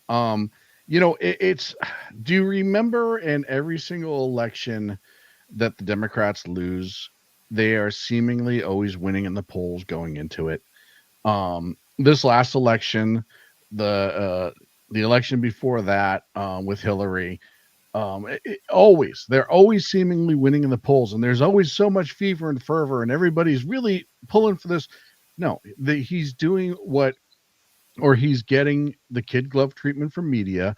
He's getting the kid glove treatment from all of the pundits. He's getting kid glove treatment from all of the other Democrats because for them, well, I have to support the brown guy who's running as a socialist in New York because if I don't say anything positive about him, somebody will use that against me later. And I'm trying to court all the other socialists around the country, so I have to do this. I don't think it's real. I think it's astroturf, much like they were telling us how Kamala was just going to wipe the floor with Trump. And why would we even show up that day? Because it's going to be such an ass kicking. I don't think it's real. I think that the adults in New York, outside of the ones you see protesting every single thing, will eventually show up to the polls. And it's sad because I think Cuomo is going to end up winning at the end of the day just because they're going to vote for him because he's Cuomo. They're sick of Adams, so I don't think that's going to go anywhere, and they don't want Mondami. He's going to be like Stacey Abrams, where he's going to never win anything, but he's now going to be in politics forever now. So, a couple points. One, I think Sean's right to a point. I think Cuomo probably will win it, which would be a great time to pimp a friend's shop. Go to shop.buffoonoftheweek.com when the show's over. You can buy there you go. You can buy a Cuomo for prison shirt because that's purpose. that's the only place the guy deserves to be, and they actually have it over there. I wish we'd have thought of it, but I didn't because I don't live in New York. But the other thing is, I hope that all the adults in the room haven't already fled to places like Florida, and then we've got the halfback folks that went to Florida, and then it was too hot. Now they fled to North Carolina because it's kind of the halfway point. So I don't know how many actual Republicans are left in New York, but I'm hoping there's enough adults in the room that are seeing the story about the market in Missouri, the government-run market where they bought the shopping center for like $12 million and then invested another $29 million in it. So they're like 30 some odd million in the hole, and they just had to close it because the shelves were empty because everybody keeps stealing from it. Imagine if somebody gave you $30 million to run any business. I don't care what it is. And you can't do it. I'll tell you right now, if somebody gave me $30 million to run a grocery store, I've never even worked in I worked as a convenience store as a kid in a liquor store, but I never worked in a grocery store. You better believe I'll spend $1 million of that figuring out how to do it effectively. Right? And then the other $29 million can go into my salary in the store. Jeez Louise. Okay, now this is an interesting point. Note below, Cosmic Bard said, and is this true? Because I'm not familiar with the Northeast anymore. Ironically, most of the Republicans that work in New York City live in New Jersey. Is that true? Yes. So they won't have any influence, or true. will they? Oh, I don't think the Republicans even factor in the grand scheme of things. I just think that when it comes down to the socialist lunatic kid that wants to put out, the other thing too is when the bodega owners and all the private, and there's still a lot of private shops in New York. You have to remember that. You get away from Times Square and the big areas, there's still a lot of mom and pop places, especially the Italian bakeries, the Italian delis, yada, yada, yada. You start dangling cheap government run stores in front of people and threaten businesses. As much as I have problems with New York City, a lot of those businesses and bodegas have been owned by the same family for generations. Once you start screwing with those groups, I think people are going to be like, yeah, no, I'm not risking my favorite Italian bakery down the street and my favorite Italian deli and the people who've been running it for years. I'm not risking them going out of business because you can now buy Oscar Mayer for $2.99 at the government run store. I just think that actually is going to play much bigger than people think. Don't you mess? I think you're giving them too much credit. I really do. Yeah. I don't think. I'm not going to say I think Mamdani is a fait accompli, but I don't think. I think Cuomo or Sliwa. I think he's probably done anyway. But yeah, it's gonna take a lot of work to get him out of that front runner spot, and I really think that. And I talked about this on my show today in regards to the government-run grocery stores. I think that New York is going to get what they deserve, because the other thing is with New York, their voter turnout is atrocious. AOC won her seat with 14% of the eligible voters. The voter turnout is terrible, and I think for as much as people talk about how much they don't want a socialist or a communist, which is what he really is, I will be shocked if enough people turn out to keep him out of the mayor's mansion. I mean, if the only people show up to vote for that guy, I say New York City gets what it pays for, and I say we start the amicable divorce process because I'm not bailing them out. No. Our days of bailouts are done. That's like our days of lockdowns are done. I will tell you that the and we probably won't see it in our lifetimes. I might, the rest of you won't. Hey, I got 2 words for you. One of them, you're old. Anyhow, it could be the experiment that actually sinks communism, socialism in this country for a while. And I'm not saying I want that experiment to be performed, and I'm not saying I want to see it happen, but we all know if it happens, it's going to fail miserably, and it's going to fail to the point that I think you'll see New York City back into the 70s between crime, squalor, a city on fire. I think that will absolutely happen. That's when I was there. I was there during the time of John Lindsay. You know, I had to work in the fucking FBI. I worked at WMFO. I got assigned to New York City. That's what turned me off completely on federal law enforcement, is just being in the Northeast. That was like an assignment from hell. But it's like what I said: pick a city, do it soon, enumerate it, designate it, identify it, and at this point, I say New York City. They are self-choosing, is what I'm saying. So let's make it be New York City. Let's defund the police. Let's let the communists rule it all. Let's let the taxes explode. Let's drive businesses out. And it will be a piece of shit worse than anything I ever envisioned and personally saw under Lindsay, who was a piece of trash. But I don't think we're going to be able to avoid this experiment come November. Oh, and look at what happened in Chicago. Lori Lightfoot was hands down the worst mayor in the country. Oh, God. And they elected somebody worse. Well, I think that's going to happen in New York City. Probably. That wasn't her fault. They kept her out of the water for too long.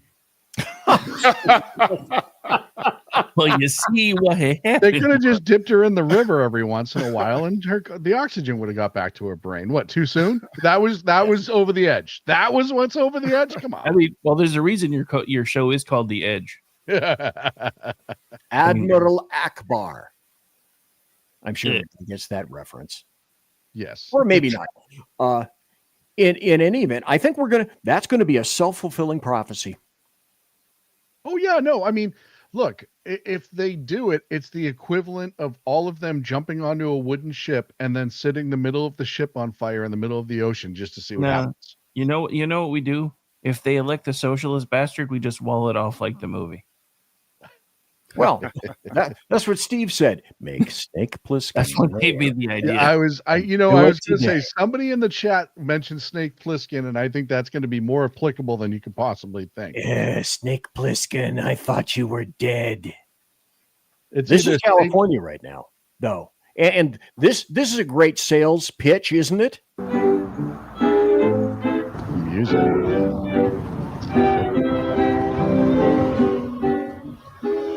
Hollywood. Oh, yeah. It's wonderful. Which city is this? I'll give you one guess. Don't tell them. What do you think? Just from looking at it, where do you think this is? I know. Oakland. No, close. Hollywood. Yep. But the two are indistinguishable at this point. You can't really tell them apart exactly. whatsoever. It could be any city in Northern California. That could be downtown Sacramento right now too. Oh, It's all the same. Yeah, it's incredible to me. The whole thing that Gavin's doing right now, I laugh because nobody's talking about the fact that the guy hasn't fucking run anything for the state of California in 2 months. The only thing that he's doing today, he had his soft launch for his presidential campaign. That's all this is. And he's using distraction. You want to talk about a distraction? Let's talk about all the money that he's grifted from Californians who need to rebuild their houses. And his wife. Well, and how about the fact that we're in a financial crisis in the state? We're already the budget's already underwater for next year, and he's crying poor mouth, but he wants to spend $250 million on an election that it's not really clear if he's going to actually win or not, to redistrict for something that's not a state problem. It's not a problem. What Texas does, I said this on my show Monday night, Texas gaining seats does not necessarily mean California loses seats. If it was the other way around, nobody would have any problem with it. It's just the Dems don't want to give up power. And I've already heard the word fair come out. Well, they have to keep it fair. Fair. Well, it wasn't fair when 31 or 10 to 30 million fucking illegals flooded into this country that would completely reshape the districting all in of itself after the next census. Nobody cried fair then, but now you're worried about fair. Meanwhile, you're trying to change a state law that was just voted on by the people in 2008 to have an independent citizen review do the redistricting and it's already jaded because one of those fuckers on that review panel spoke at the event today. Well, let me ask you this. This is a perfect point to interject.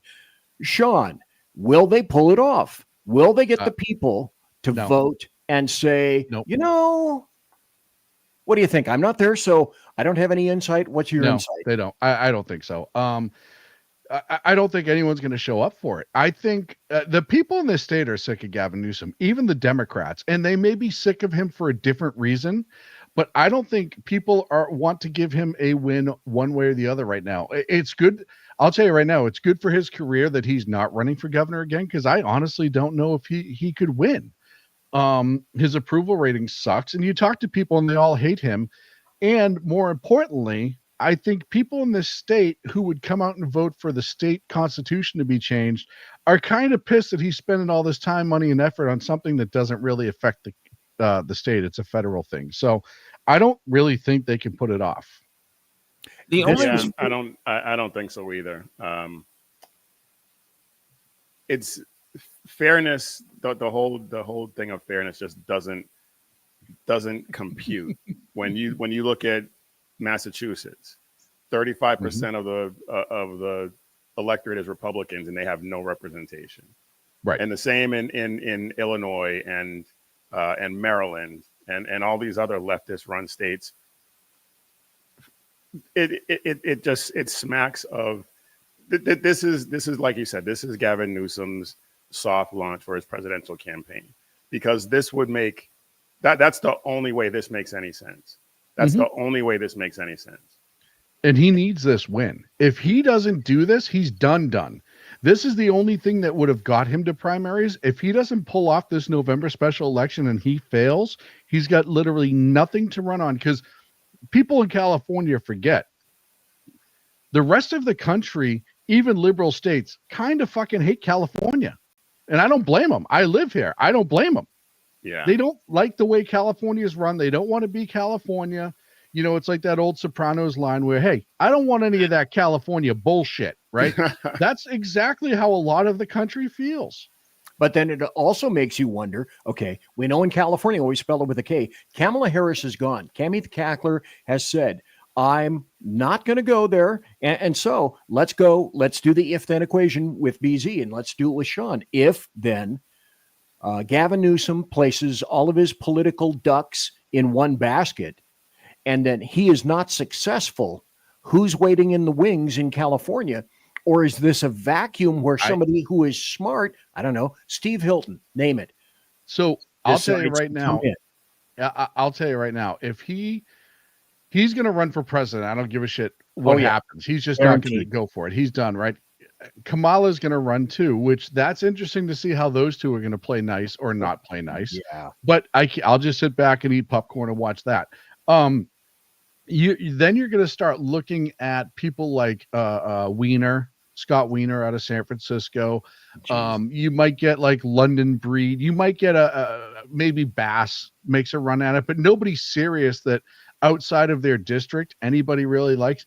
Steve Hilton actually would have a good shot. The only problem is, it's great to have a governor who's not a raging lunatic liberal, but they'll maintain a supermajority in the Assembly and the Senate and can still cram a bunch of shit through. So you really aren't doing anything until you start actually taking care of the local districts. Well, and perhaps that's an excellent time, because boy, do I have a video for you. It's time for happy stories and good times. How about this? Say that Border Patrol has arrived just outside of the downtown LA venue where Governor Gavin Newsom was actually holding a press conference today. And it appears that those Border Patrol agents are making arrests, illegal immigrants that I don't know if they were at this press conference, if they were in the area, but this is a very, as John put it when we first saw this video, a very in-your-face way to let Democrats know that you are going to do your job, that you're going in your face, Gavin Newsom. I think that's wonderful. And then, of course, following that, I think what happened? Oh, this person corked off. This is glorious. Not believe that this just happened to be a coincidence. There is no way this was a coincidence. This was widely publicized that the governor and many of our other elected officials were having a press conference here to talk about redistricting, and they decided they were going to come and thumb their nose in front of the governor's face. Mm-hmm. Why would you do that? That is Why wouldn't you do that? Yeah, exactly. Why wouldn't you? The governor's thumbing his nose at what the people voted for. Why not thumb your nose at him? Los Angeles right now. So, here's what I think. It's glorious. I think President Trump and the people in power are doing what we elected them to do, is wield the political power that we've given them. Republicans for far too long have just taken the high road and never actually used the power that they've been given when we've elected them. And President Trump now is doing that, and I think that is outstanding. I wouldn't even say it's the high road. They've taken the coward's invertebrate road. Yeah. Well, yeah, but they've always claimed the high road when they've done it. But that's just it. I still don't feel like they've done enough. But we're almost out of time. But I did want to back up this one thing just for a second, because the only reason Gavin Newsom has any oxygen right now is because of the DNC debit card crowd on X. Oh, forget it. If it wasn't for the folks that are getting paid $800 a month by the DNC to push out all their bullshit, nobody would be paying attention to Gavin Newsom right now. I'll tell you right now, it's even worse that the DNC is flooding so much money into this right now. I've made 2 comments on, and everybody knows that Gavin's not posting his own stuff to X. It's Brandon Richards, his little helper there, that twerp. So, but I've commented on 2 of those posts, and the amount of bots, and this is how you tell a bot on social media. It's really simple. They have a 10-year-old account or 5-year-old account. They only have like 200 people to follow. Well, if you're active, you'll have 500 porn bots following you on X, like just by default. So it shows that you only fire up that account when you're being paid to, and it's the bot farms active. And all of them will give you like 2-word responses, insult you somehow, or just say, "Oh, he's triggered," and run away. So I was calling them all out on it today, and they were going batshit crazy about it. I was like, "Hey, look, you have a 10-year-old account. You only have 147 people that's following you. You must be part of the bot farm." And they would just come back with like 5-word responses. And then 8 seconds later, another account that's almost identical would respond the same type of thing. And I'd go through the whole process again. But this tells you how nervous they are about the midterms and how badly they need these 5 seats in California to feel like they're going to be even in play at the midterms. Oh, dude, you kicked over the bot farm. I scrolled through that stuff that you were doing. I went, "Whoa, that's fun. Oh, that's fun. Oh, that's fun. That's stupid. That's a bot farm. That's a hive. That's a beehive." Kicked it right over. I was so damn proud of you, mister. Yeah, thank you. Thank you very much. That's how I knew I was close to the mark. Oh, yeah, baby. Okay, well, let me do this. Let me go over something. Let me go over, wax on, wax off some things. Show me some floor. Yes, certainly. So let me start, and I want to end up with Sean. So, Rick, if you would tell us about your show of shows, and what's coming up next, if you would, please, sir. All right. Well, tomorrow we have the extended edition of the Rick Robinson Show, so it'll be from 10 a.m. to 1 p.m. Eastern time, because we do the Friday news roundup, and from the noon to 1 hour with Brad Slager from 7 a.m. Pacific, right? Just want to make sure that I get it. 7 a.m. Pacific. Yes. So come in for the last hour, so you're not crotchety. It's good. You have a hall pass. I won't even give you a demerit. Just come in for the last hour, since we're doing the extended. And then Saturday night, Friday night, I do He Said, She Said with the lovely Aggie Rican. That's more of we kind of pick a topic and have fun for about an hour and a half with it. Saturday night, I'll be pushing buttons for the Front Porch Forensics crew, which is our true crime drama that we do, true crime podcast that we do every Saturday. That starts at 8 p.m. Eastern. Sunday night, I'll be pushing buttons for Corin Nimick and Corin's Reading Room. Yes, Jonas Quinn is on my network. Want to point that out. And we do that show 7 p.m. Eastern time every Sunday. And then Monday night, usually America Off the Rails, sometime around 10, usually an opening act for that guy right over there. Before I ship him over, before I used to ship up to Boston with the Dropkick Murphys, but then I got a letter that said no more of that. So No, please, no more. That's sad. I love those guys. Apparently, they don't like us. Yeah, they want their money. Well, that's just it. I even showed them the proof that I pay for the licensing. And they're like, yeah, even with the licensing, we can still tell you no, and we're telling you no. I'm like, okay, thanks. It might have something to do with me. I'm just saying. No, it has everything to do with the fact that they hate Trump. They actually I were know. just they just had like a big old meltdown in one of their concerts. Yeah, I heard about that. And I got an email like 2 weeks later, by a week later, we're like, we've noticed you've been playing this song. We're asking you to quit. I'm like, fine, whatever. Go ahead, be that way, comma. Bastard. But anyway, so yeah, that's pretty much it. And then I mean, because otherwise I'd be here till like 1 o'clock in the morning, tell everybody everything I do. Speaking of which, my name is Rick Robinson. I'm a workaholic. My last meeting was forever ago. In case you're wondering. Exactly. So, Rick, thanks for being here, sir. Appreciate it. I swear. Well, okay, I kind of maybe pinky swear like this that I'll try to be there at 7 o'clock tomorrow morning. Dude, don't. Just come in when you can. It's just fine. don't. Just don't. Just come in when you can. It's fine. It's okay. And the water's fine. Rick, seriously, thanks for being here tonight, sir. It's been fun, gents. Have a good night. Okay, take care. And also, this gentleman, let me see if I can. Okay, why can't I do this now? Nope. There we go. There we go. Someday I'll get this learnt. And also, Earl Jackson. Now, you had your last show this morning, but what have you got upcoming, and when can your show be heard, and where can it be seen, sir? My show is every Tuesday and Thursday at 11 a.m. Central. And I am thinking about, I'm contemplating, praying about extending the show to 90 minutes. I tend to go over and I always have stuff prepared that I don't get to. And then by the time the next show rolls around, it's kind of outdated. So I'm thinking about doing a 90-minute show. We'll see what happens with that. Okay. But like I said, every Tuesday and Thursday at 11, and I'm going to try and make some more appearances on you guys' shows. I have a full-time job, unfortunately, at the moment, so that eats into some time. With the whining. I'm not an overachiever like Rick, so yeah. There you go. None of us are. So we'll see you next Tuesday, and thank you for being here tonight, sir, and thank you for staying up so late. Absolutely. It's been a pleasure. Have a good one. Right. Earl, see you, buddy. Care. And then, of course, then there were two people left, and it would be something similar to, okay, now I think this is important. Tell folks who you're going to be speaking to tomorrow. You will not be creating and sending that show off into the ozone tomorrow, but you will be interviewing somebody. Well, I will be sending the ozone tomorrow night.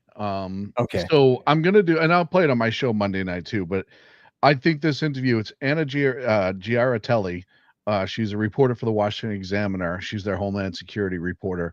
But on top of that, this is not going to have anything to do with her reporting. This is her story as a victim. She was a victim of a sexual assault in DC. She just came out with it today on her social media. She has never told the story before. She's done interviews today, but I'm going to have her tomorrow. I'm going to let her tell her story. It's hopefully one of those interviews that I'm seriously just going to say, the floor is yours. Tell us your story, and then tell us what you think about the current state of DC and what Trump is doing. I don't need to ask any more questions to that. It's her story to tell. I'm just a conduit, and that's how I plan on being for this interview. I will post it probably tomorrow night at 6 o'clock East Coast time. Because I don't want to sit on it for the weekend. I want her story to get out. I think it's important. Right. I read her thread today on X, and I was angry for her and how she was treated. And it needs to be out there in full. So I'm glad to be able to give her that opportunity. Okay, and again, tell people what time and where they can watch. The reason I want to do last is because I think it's important. The more people that we can generate to get to go to that show and watch and listen to her story, it's critical. It's imperative. I'm going to release it to YouTube first, and I'm going to let it probably sit on YouTube for the weekend. And then when I replay my show, obviously it'll be on all the outlets. And that's for her. I don't want, I want to get it out quick. I want to give it out in its entirety. I don't really care about the publicity aspect of it for us. I just think this is a chance for somebody who is a victim of a horrific crime to tell their story. And I think it's important for it to be heard so people see through the politics that's going on with everything that's happening in DC and actually hear from a victim themselves about what happens in DC. So that's going to be my approach with this interview. I think it's special. I'm honored that she would allow me to interview her and spend time with me to tell her story. You're right. I think it is an honor. I think 100%. A wonderful honor. So, folks, tomorrow night. Wait, wrong. That guy right here. Point the right way, BZ, if you would. No, wait. Yeah. See, it's backwards. It's backwards. Right there. Okay. So, Sean, thank you, sir. When you put out the social media, if you don't know where Sean is, well, first, shit. At the number 2 against tyranny on X. The obvious, yeah. Yep, 2 against tyranny, plain and simple. And then Monday and Wednesday nights, 8 p.m. Pacific, 11 on the East Coast, on the Edge of Liberty, which is my show. Okay, excellent. And thank you for having me as always. Thank you, sir. I'll be there, and appreciate it, folks. It's about that time. This time, what time? That time.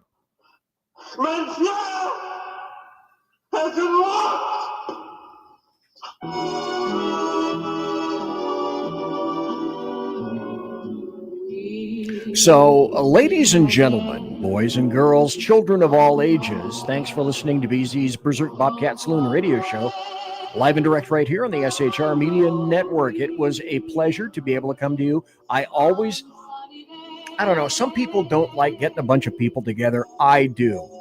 Well, number one, because I'm a lazy ass and I don't have to talk as much. I mean, that's obvious. But number two, the people that I get on the show when I have a big round table like this are some of the finest people that you're gonna discover. Sackhead Sean and Big E, Earl Jackson, and Rick Robinson from KLRN. All fabulous individuals. And thanks to everybody for being here. Great people, great time. Thanks to you for watching live and also listening and being in the podcast. As per normal, promotional consideration is by Lockheed Martin Skunk Works. These microphones, this board, this engine company. And also, thanks to my KC-135 Kettle One refueling team, with whom I will be consorting in about 5 or 10 minutes. This is my tiara tonight. Hey, look, B-52s.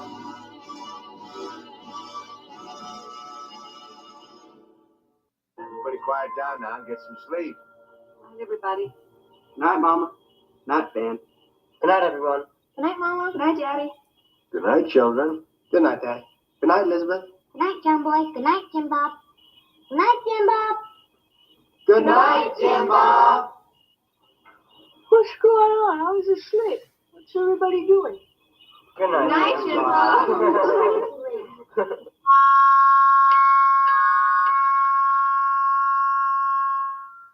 Good night, and good luck.